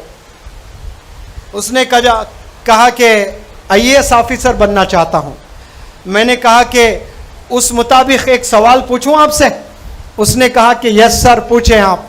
मैंने कहा कि एक जंगल में आप हो और तन्हा हो, कमरे में हो, अकेले हो, तूफानी रात है, बड़ी खतरनाक बारिश हो रही है, अचानक दरवाजा खुलता है, एक बहुत ही खूबसूरत लड़की, नेकेड, कोई कपड़े नहीं है, वो धीरे धीरे कदम बढ़ाते हुए आपकी तरफ आएगी, तो आप क्या करोगे? सारे स्टूडेंट्स के सामने उसने कहा कि मैं मेरा चेहरा फेर लूंगा ऐसे। तो बराबर और एक स्टूडेंट था, उससे पूछा तुम क्या करोगे? मेरा जैकेट उतार कर दे दूंगा। मैंने कहा यह सवाल एक IAS ऑफिसर को पूछा था, तो IAS ऑफिसर ने कहा उस बच्ची को मैं लपेट लूंगा। फिर बताया कि मैंने तसव्वुर किया कि वो 2 साल की लड़की है, तुमने जवान 19 साल का तसव्वुर ला लिया कि खूबसूरत लड़की है, मैं मुंह ऐसे फेर लूंगा, जैकेट पहनाऊंगा। नीयत में खोट है तेरे, गलत सोचता है। तो ऐसे सवालात पूछकर आपकी नीयतों को भी चेक करते हैं। वो जवान बच्ची, खूबसूरत बच्ची जंगल में अकेले कमरे में आती है, तो एज क्या होता है आपके दिमाग में? 19 साल, 17 साल, 20 साल। बच्ची 2 साल की भी तो हो सकती है। आपका ख्याल वहां क्यों नहीं गया? आपका ख्याल 19 साल की बच्ची पर क्यों गया? ऐसे क्वेश्चंस पूछते हैं आईएएस में, आप इमेजिन भी नहीं कर सकते हैं। ये लॉजिक होना बहुत जरूरी है। मैं कुछ बच्चे और बच्चियों से एक सवाल पूछता हूं और एक आईएएस का ही सवाल पूछता हूं। कोई आईएएस ऑफिसर बनना चाहता है? मैं सीधे उठाकर स्टेज पर बुलाकर नहीं पूछूंगा, डरिएगा मत, सिर्फ हाथ ऐसे रखें, सारे बच्चे बच्चियां हाथ उठाएं। कोई आईएएस बनने का ख्वाब देखता है? हाथ ऊपर करें। कोई आईएएस बनना चाहता है? झूठे मुंह से हां बोले, जोर से बोले, कोई आईएएस बनना चाहता है? चलिए आवाज मैं सुनना चाहता हूं कि आवाज लड़कियों की तरफ से ज्यादा गूंजेगी या लड़कों की तरफ से। कोई भटकल के रीजन से आईएएस बनना चाहता है? एक सवाल, 2 कमरे जंगल में हैं और 2 कमरों में 2 पेशेंट्स हैं और घना जंगल, कोई इंसान का तस्वुर भी नहीं उस जंगल में, 2 कमरे।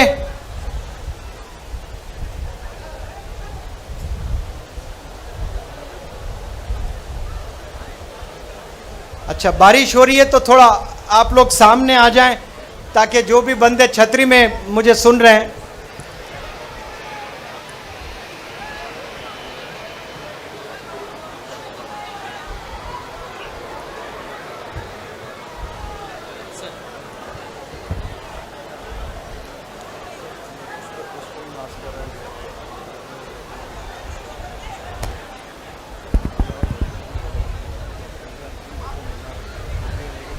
चले आपके जज्बात को सलाम। बारिश भी हो रही है और छतरी में खड़े होकर के वहां मुझे सुन रहे हैं, माशाल्लाह।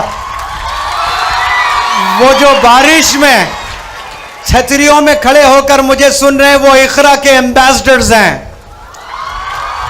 वो कुरान की जो आयत इकरा है उसके रिप्रेजेंटेटिव्स हैं इंशाअल्लाह। आपके जज्बात को मैं सलाम करता हूं। फिर भी मैं अपील करता हूं कि आप लोग ऐसी तरफ आ जाएं जहां बारिश नहीं हो रही हो, यानी शामियाने में आने की कोशिश करें। मैं आपसे कह रहा था कि 2 कमरे हैं, घना जंगल है, इंसान का कोई तस्वुर नहीं, लेकिन 2 कमरों में 2 पेशेंट्स हैं।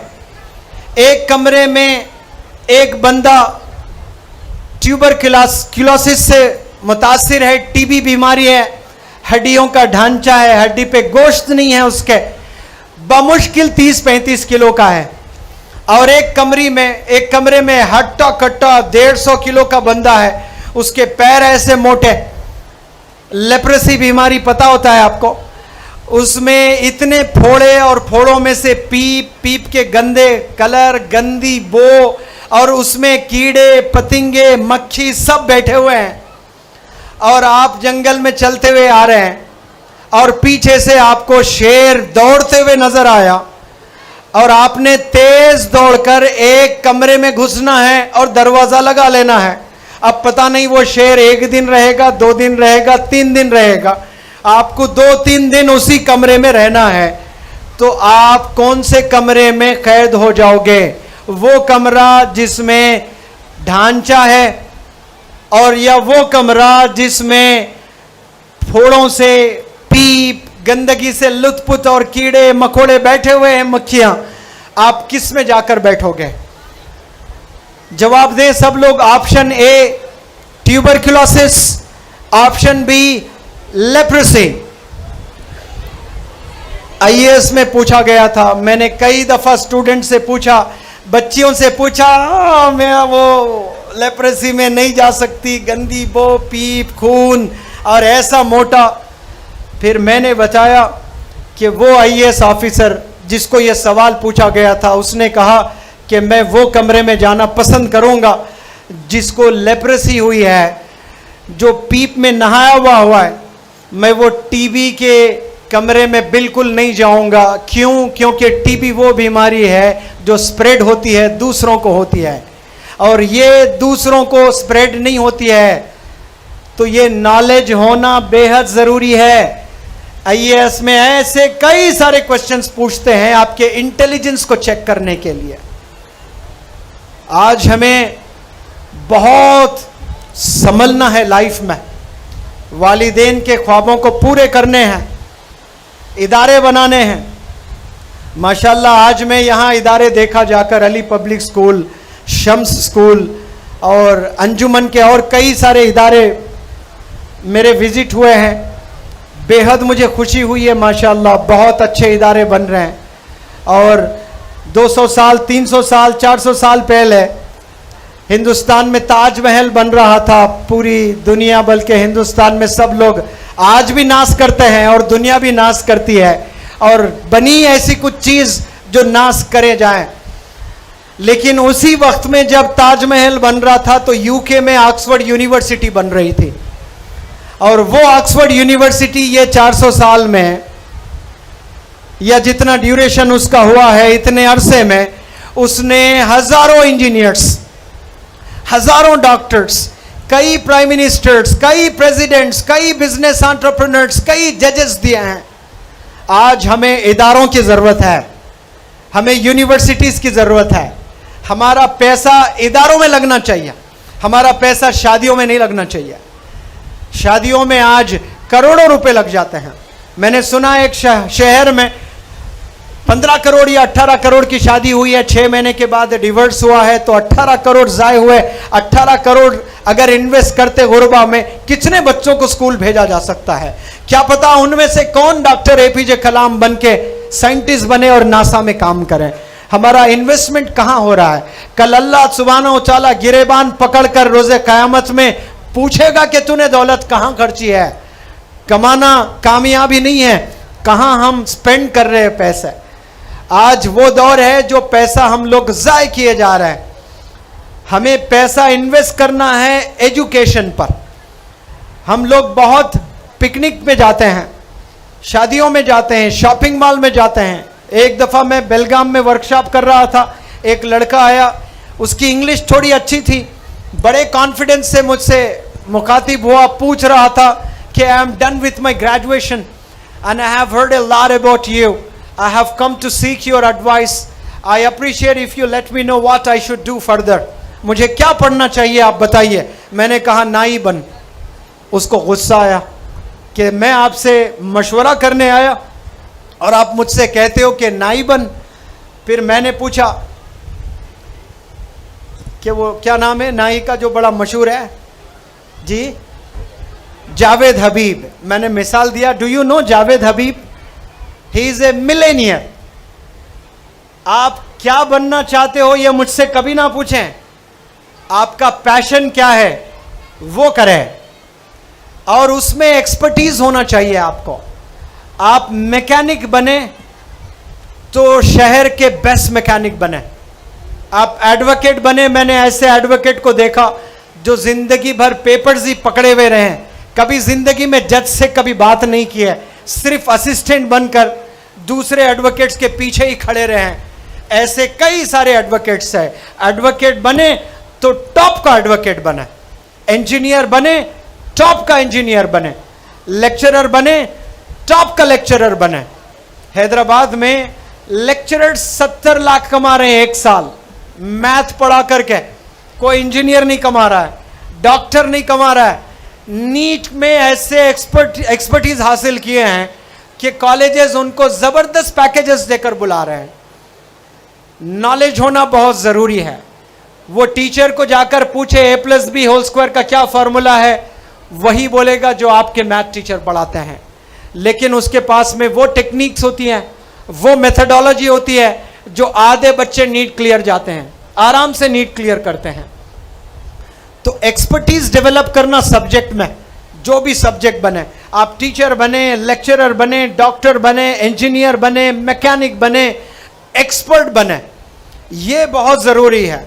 और बहुत सारे नौजवान बच्चे यहाँ ऐसे भी होंगे जो जॉब सीकर्स हैं। वो मुझसे बहुत दफ़ा पूछते हैं कि सर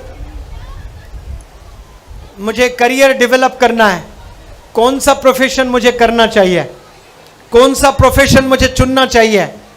तो मैं बताता हूं कि पहला वो प्रोफेशन हो आपका जिससे आपको मजा आए, पैशन हो आपका। आप 20 घंटे भी कर रहे हो तो थक नहीं रहे हो, बहुत मजे ले लेकर कर रहे हो आप। जो करने से आपको मजा आता है वो आपका प्रोफेशन बनना चाहिए। मुझे क्रिकेट देखना बचपन में मेरा पैशन था, ये मेरे मजा आता था क्रिकेट देखता मैं तो। और उस वक्त में कोई व्हाट्सएप नहीं था, कोई टेलीफोन नहीं थे। न्यूजीलैंड में क्रिकेट मैचेस होते तो रात में 2:30 बजे होते, तो मोहल्ले के हम दोस्त डिसाइड करते कि फलाने मोहल्ले में एक घर में क्रिकेट मैच देखा जा रहा है। सबके घर में टीवी भी नहीं है, तो वहाँ रात में 2:30 बजे वालिदैन को धोखा देकर हमें क्रिकेट मैच देखने जाना होता था। अब रात में कौन जगाए हमें? अब देखिए क्या टेक्निक है। मैं क्या करता था, दोस्तों से ये बताता था, मैं 2 बजे तेरे घर आऊंगा, आकर नॉक नहीं करूंगा, नॉक करूंगा तो तेरे वालिद के पंचेस पड़ेंगे मुझे। बाहर जो खंबा है, स्टील के होते ना आयरन रॉड्स, वो खंबे को मैं पत्थर मारूंगा, टिन करके आवाज आएगी तो समझना मैं आ गया, तू जागना है तुझे। और वो पत्थर 2-3 बार मारते ही दोस्त वगैरह जाग जाते, कभी मैं कभी दोस्त मारते, तो हमें जगाया नहीं जाता था, हम लोग खुद जाग जाते थे। क्यों? वो पैशन था। और वालिद मना करते थे, फिर भी हम राकर क्रिकेट मैचेस देखते थे। क्यों? हमारा पैशन है। जब पैशन बन जाता है तो आप 20 घंटे भी वो काम करें, बोरियत नहीं होती है। मैं सुबह 8 बजे से रात में 8 बजे तक बोलते जा सकता हूं और पढ़ाता रहता हूं, मुझे 1 सेकंड के लिए भी बोर नहीं होता हूं मैं। क्यों? Teaching is my passion and teaching with innovation is my profession. मैं teaching is my profession and teaching with innovation is my passion. तो टीचिंग मेरा प्रोफेशन है, लेकिन इनोवेशन से पढ़ाना यह मेरा पैशन है। मैं मजा आता है मुझे, 20 घंटे पढ़ाओ तो 20 घंटे मजा आता है। तो आप वो प्रोफेशन चुने जो आप 8 घंटे कर रहे हैं, 10 घंटे कर रहे हैं। किसी बिजनेसमैन को नशा लगता है बिजनेस का, वो 20 घंटे बिजनेस की सोचता है।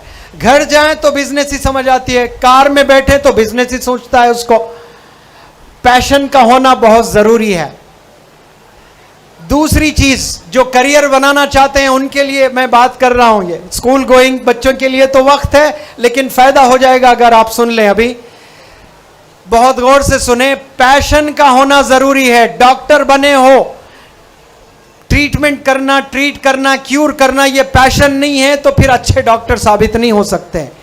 टीचर बन गए, पढ़ाना आपका पैशन नहीं है तो जिंदगी भर आप अच्छा नहीं पढ़ा सकते। टीचर्स याद रख लें, बच्चों को धोखा दे रहे हो आप। पैशन के साथ दूसरा इंपॉर्टेंट जो फैक्टर है, उसमें पैसा भी होना चाहिए। आज जो खर्चे अखराजात जो बढ़ गए हैं, लिविंग स्टाइल, आप काम कर रहे हैं, आपका पैशन है, आपको मजा आ रहा है, उसमें पैसा ही नहीं है तो उसमें कदम ना रखें। आप वो चीज में आप अपना प्रोफेशन बनाएं जिसमें पैशन भी है और पैसा भी है। और तीसरी इंपॉर्टेंट चीज, वो पैसे से सिर्फ आपकी कामयाबी नहीं, आवाम की भी कामयाबी होनी चाहिए, आवाम को भी फायदा होना चाहिए। सिर्फ एक जात को फायदा हो रहा है, पैशन है, पैसा भी मिल रहा है, फायदा सिर्फ आपको हो रहा है। फायदा बड़े लोगों को होना चाहिए, बहुत लोगों को फायदा होना चाहिए आपके पैसे से, आपकी कमाई से। वैसा आप अपना प्रोफेशन चुने। जो भी आप प्रोफेशन चुनना चाह रहे हो, फिल्टर करें, देखें आप, इसमें मेरा पैशन है, इसमें पैसा है, इसमें सिर्फ मेरा ही फायदा हो रहा है, मेरे ही घर का हो रहा है, या और बहुत मजीद लोगों का फायदा हो रहा है। ये तीसरा इंपॉर्टेंट फैक्टर है। और फिर चौथा, क्या इससे अल्लाह खुश है, अल्लाह राजी है? आपका पैशन भी है, पैसा भी मिल रहा है, लोगों का भी फायदा हो रहा है, लेकिन वो काम हराम है, अल्लाह खुश नहीं है, उससे अल्लाह नाराज है, तो फिर वैसा प्रोफेशन नहीं चुनना आपने। वो प्रोफेशन चुने जिसमें पैसा भी है, पैशन भी है, लोगों का भी फायदा हो रहा है, और सबसे बड़ी बात, अल्लाह भी खुश हो रहा है। उलमा हजरात का शहर है, उलमा से पूछें आप लोग जाकर कि ये प्रोफेशन है, क्या ये अलो है, मैं कर सकता हूं, इसमें पैसा बहुत है। अगर उलमा इजाजत देते हैं तो आप उसमें डूब जाएं, उसमें काम करें। You have absolute right to earn billions of dollars, लेकिन अक्ले हलाल की कमाई होनी चाहिए। मैंने बहुत सारे लोगों को सुना कि जो भी दिया अल्लाह मैं खुश हूं, कि भाई जब अल्लाह के पास देने के लिए अंबार है, बहुत देना चाह रहा है, तू बस इतना ही क्यों मांग रहा है? अक्ले हलाल से जितना अल्लाह देना चाहता है उतना मांग। अल्लाह की कैपेसिटी देखकर हमें मांगना चाहिए, हमारी हैसियत को देखकर हमें नहीं मांगना है। आप टॉप के बिजनेसमैन बने, सिर्फ आप अपना घर चलाने के लिए बिजनेस ना करें, आपसे हजारों चूल्हे चलने चाहिए, हजारों बच्चे स्कूल के बैग पकड़ने चाहिए, तब जाकर आपको कामयाबी मिलेगी। पढ़ाई मिनिमम पोस्ट ग्रेजुएशन करना चाहिए। आप सब लोग मुझसे वादा करें, पोस्ट ग्रेजुएशन के बाद आपको ख्याल आना चाहिए कि मुझे लाइफ में क्या करना चाहिए। मिनिमम क्वालिफिकेशन आप लोग मास्टर्स करना जरूरी है। जबरदस्त रिकॉग्निशन होगा सोसाइटी में, नेशन में, अगर आप मास्टर्स करते हो। बीबीए कर लिया आपने, 25,000 सैलरी मिली, या फिर कोई बिजनेस करना शुरू किया, छोटी सोच रहेगी, छोटी कमाई रहेगी, जिंदगी भर वही 30-40 साल में गुजर जाएगी। एक एग्जाम होता है cat, CAT, common aptitude test, ये बिजनेस के बच्चे पढ़ते हैं। इंडिया में 20-25 ऐसे कॉलेजेस हैं, वो जो कैट इम्तिहान में कामयाब होते हैं उनको वो कॉलेजेस में एडमिशन मिलता है। वहाँ जो भी बंदे MBA करते हैं वो लोग की सोच 100 करोड़ से शुरू होती है। वो लोग बिजनेस नहीं करते हैं, बिजनेस के फॉर्मूले ऐसे बनाते हैं जो 100 करोड़ का बजट होना चाहिए। पूरा ब्लूप्रिंट उनके पास में होता है, प्लानिंग उनके पास होती है कि कैसे बिजनेस करना है। ये बिजनेस करें तो हंड्रेड्स ऑफ करोड़ बना सकते हैं। उनकी सोच इतनी आला होती है, इतनी जबरदस्त होती है, हम लोग सोचने के लिए भी डरते हैं। क्यों? छोटे कॉलेजेस में हमने पढ़े हैं, हमारी हिम्मत नहीं होती वहां तक भी हम जा सकते हैं। मैंने ऐसे यंग बच्चों से, ट्रिबो होटल्स के, ओयो के CEO से मेरी मुलाकात हुई। 23-24 साल के बच्चे थाउजेंड्स ऑफ करोड़ बना रहे हैं। क्यों? कॉलेज अच्छी, बेहतरीन कॉलेज में MBA किया है। तो आप लोग MBBS भी कर रहे हो, MBA भी कर रहे हो, या जो भी पढ़ाई कर रहे हो, बेहतरीन कॉलेज में पढ़ाई करने की कोशिश करें। आप लोग अच्छी सोबत आपको मिलेगी तो इंशाल्लाह आप कामयाब होंगे। और एक बहुत अहम बात मैं सारे बच्चों को बताता हूं, गौर से सुनना सारे बच्चे और सारे बच्चियों। जब कोई बच्चा 10th पास करता है और 10th कामयाब होकर कॉलेज में एडमिशन लेता है, यूनिफॉर्म छोड़कर कलर ड्रेस पहनने लगता है, और कलर ड्रेस पहनकर जब कॉलेज में जाता है तो कॉलेज में 50, 60, 70 बच्चे हॉल में बैठे हुए नजर आते हैं। सारे 70 नए चेहरे होते हैं। उन 70 चेहरों में आप 3 बच्चों का हाथ थाम लेते हैं, वो आपके 3 बेस्ट फ्रेंड्स होते हैं। वही 3 बच्चे, वही 3 बच्चियों से जो दूसरे बच्चियां दोस्ती कर बैठते हैं, वही 3 बच्चे आपकी जिंदगी को बना भी सकते हैं और बिगाड़ भी सकते हैं। Those 3 friends can make you, at the same time can break you। तो आपने बहुत चूजी होना है कि आपने दोस्ती किससे करनी है। एक दफा आपने गलत हाथ पकड़ लिया, आपके नेक्स्ट 40 इयर्स तबाह हो चुके हैं। आपके पेरेंट्स कुछ नहीं कर सकते, टीचर्स कुछ नहीं कर सकते। आप बेंगलुरु के टॉप कॉलेज में पढ़ाई कर रहे हो, लेकिन हाथ आपने गलत थामा है। 3 ऐसे बंदों का हाथ आपने पकड़ लिया जो जिना करने वाले हैं, तो आप भी जिना कर बैठोगे। जो मूवीज देखते हैं तो आप भी मूवी देखना शुरू करोगे। जो पबजी के दीवाने हैं तो आप भी पबजी खेलोगे। जो शराब के दीवाने हैं आप भी शराब पीने लगोगे। जो जिना के दीवाने हो तो आप भी एक दिन जानी बन जाओगे। जिसके साथ बैठना है आपको वो डिसाइड करना है आपने। जब कॉलेज में कदम रखते हो, यूनिवर्सिटी में कदम रखते हो, वो 3 फ्रेंड्स कौन होने चाहिए? विजनरी फ्रेंड्स होने चाहिए। अगर किसी को MBBS पढ़ना है, बेस्ट डॉक्टर बनने का जो ख्वाब रखता है, वो बंदों को आप दोस्ती करना है। ईद को आप एक शर्ट लेने जाते हो, बेंगलुरु शहर जाते हो, 10 दुकान जाकर 50 कपड़ों को छू छू कर आप एक शर्ट लेते हो। अब जब आप दोस्त को सेलेक्ट कर रहे हो तो नेक्स्ट आपके 40 इयर्स, अगर आपके 18 साल है और आप यूनिवर्सिटी में दाखिला हो रहा है, तो यहां से नेक्स्ट 50 साल आपके कैसे गुजरने वाले हैं, वो डिपेंड करता है कि आपके 3 दोस्त कौन हैं। वो 3 दोस्त से पता चल जाता है कि आपके नेक्स्ट 50 इयर्स कैसे होने वाले हैं। यहां से डिसाइड करें कि आपके 3 दोस्त अगर प्रॉमिसिंग है, डिटरमिन्ड है, डिसिप्लिन है, तो समझना कि आपका करियर बहुत बेहतर से बेहतर होने वाला है। आपके फ्रेंड्स में ये जो चीजें मैंने जिक्र किया है, वो शराब पीते हैं, फोन एडिक्शन है, जिना करते हैं, चोरी करते हैं और गुनाहों में मुलविस है, एक दिन आएगा आप भी वही करना शुरू कर दोगे। तो दोस्ती बहुत माना रखती है। पेरेंट्स बेपनाह मोहब्बत करते हैं बच्चों से, इतनी मेहनत करके एडमिशन दिलवाते हैं और समझते हैं कि बेस्ट कॉलेज में मैंने एडमिशन दिलवाया, लेकिन एक गलत दोस्त ने पूरे वालिदैन के ख्वाबों को चुकनाचूर कर देता है और नेक्स्ट 50 इयर्स आपके पूरे ज़ाय हो जाते हैं। और मैं आता हूं उम्र। एक बहुत इंपॉर्टेंट चीज मैं आपसे शेयर करना चाहता हूं कि बहुत गौर से आप लोग सुने।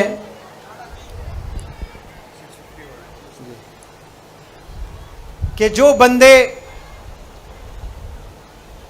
13 से 19 साल के बीच है, यहां पर 13 और 19 इयर्स के जितने भी बच्चे बच्चियां हैं, आपके नेक्स्ट 60 इयर्स नेक्स्ट 3 इयर्स पर डिपेंड करते हैं। आप नेक्स्ट 60 इयर्स कैसे जीना चाहते हो, ये आने वाले 3 साल पर डिपेंड करता है कि आप कितनी मेहनत करने वाले हैं। जितनी मेहनत और जितनी अच्छी मेहनत ये नेक्स्ट 3 इयर्स करोगे, इंशाअल्लाह आपके 60 इयर्स बहुत बेहतर होने वाले हैं इंशाअल्लाह। और 13 से 19 साल के बच्चे जो भी पढ़ाई में मेहनत कर रहे हैं, फोकस्ड होकर, कामयाब होने के चांसेस 95 है। कितने परसेंटेज हैं? 95% आप कामयाब हो सकते, अव्वल दर्जे से, आला, बेहतरीन। लेकिन 25 साल के बाद अक्ल आई आपको कि मुझे अभी पढ़ाई करनी है और मेहनत करूंगा, मैं जी जान लगा दूंगा मैं, तब कामयाब होने के चांसेस 25% ही रहते हैं। 75% फेल होने के चांसेस हैं। 28 साल के बाद कोई नौजवान ये डिसाइड करता है कि मैं स्किल सीखूंगा, मेहनत करूंगा। मैंने 28 साल गंवा दिए मेरे जिंदगी के, अब मैंने देख ली जिंदगी, कोई दोस्त मेरा साथ नहीं देने वाला है, मुझे ही मेहनत करना है। यहां से मैं 20 घंटे मेहनत करूंगा, उसके कामयाब होने के चांसेस सिर्फ 10% है, फेल होने के चांसेस 90% है।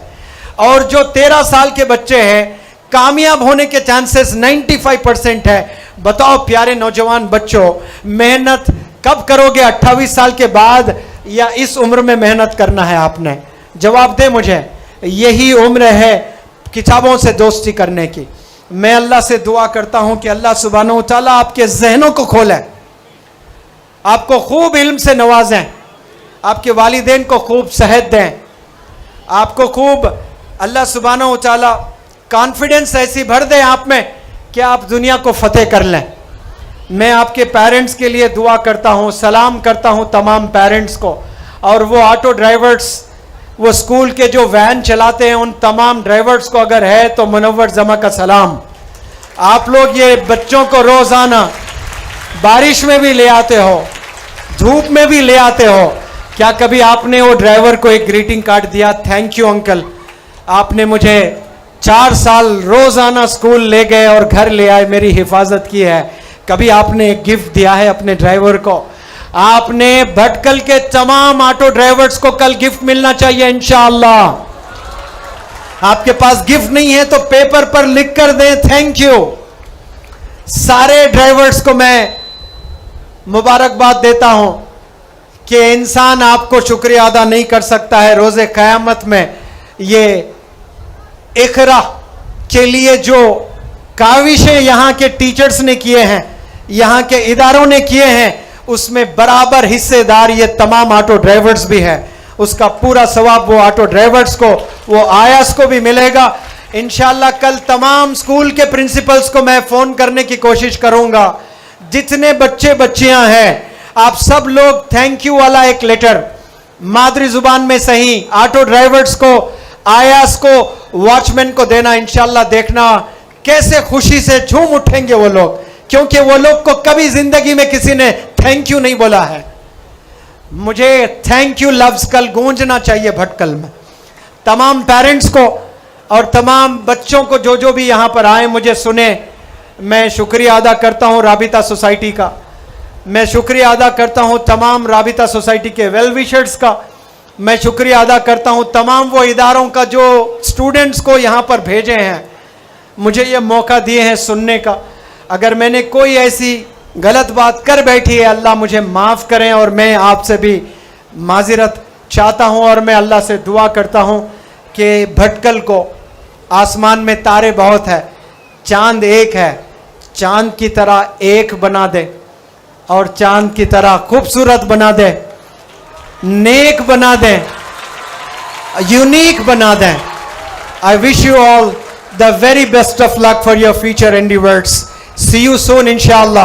अस्सलामु अलैकुम। अच्छा, आज शाम टीचर्स और लेक्चरर्स के लिए, टीचिंग स्टाफ के लिए मेरा लेक्चर होगा राबिता सोसाइटी के ऑफिस में। तो गुजारिश तमाम टीचर्स है कि वो 9 बजे शिरकत करें इंशाअल्लाह।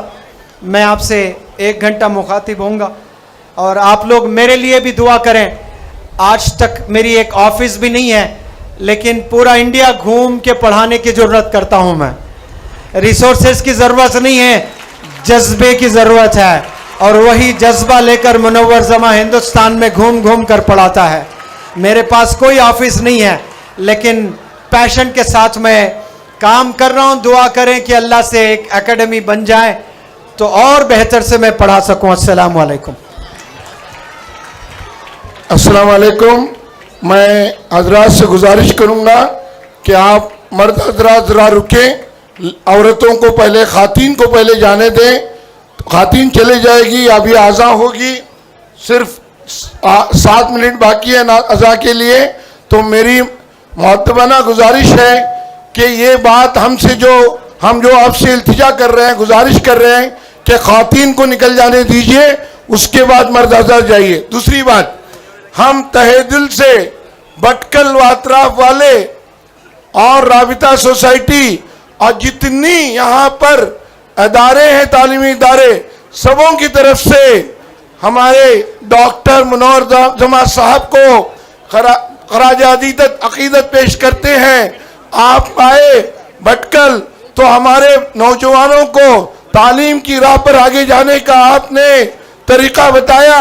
अल्लाह ताला आपको अजर अज़ीम अता फरमाए, आपकी उम्र में बरकत दे, आपको बुरी नज़र से बचाए और आप मुबल्लिग बनकर पूरे आलम में छा जाए और बच्चे आपसे मुस्तफीद हों, इस्तिफादा हासिल करें। और आपसे ये एक वादा लेना चाहते हैं, माय डियर मिस्टर मुनव्वर जमा साहब, कि आप भटकल में फौरन वर्कशॉप का इरादा करें। राबिता सोसाइटी आपके साथ है, जो सभी तालीमी इदारों को साथ लेके चलती है।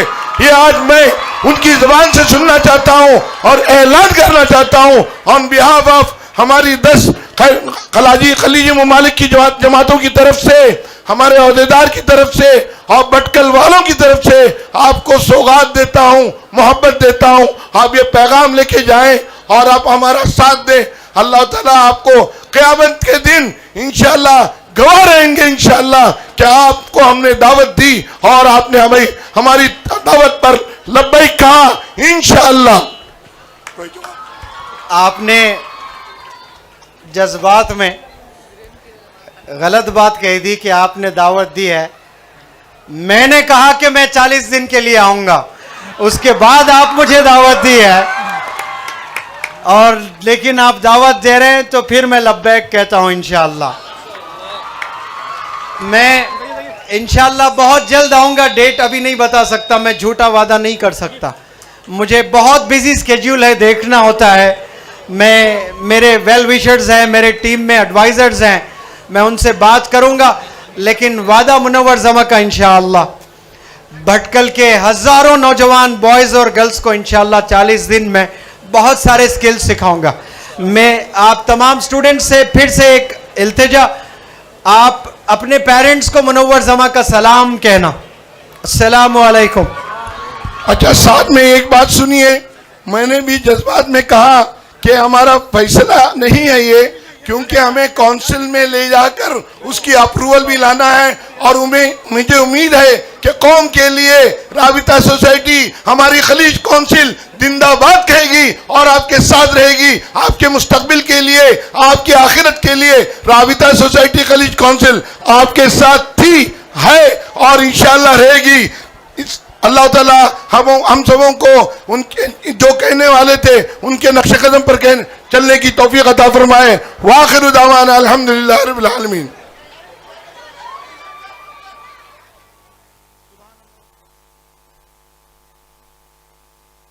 हेलो, सुभान अल्लाह व बिहम्दिही, सुभानक अल्लाहुम्मा व बिहम्दिका, अशहदु अल्ला इलाहा इल्ला अंता, अस्तगफिरुका व अतूबु इलैक।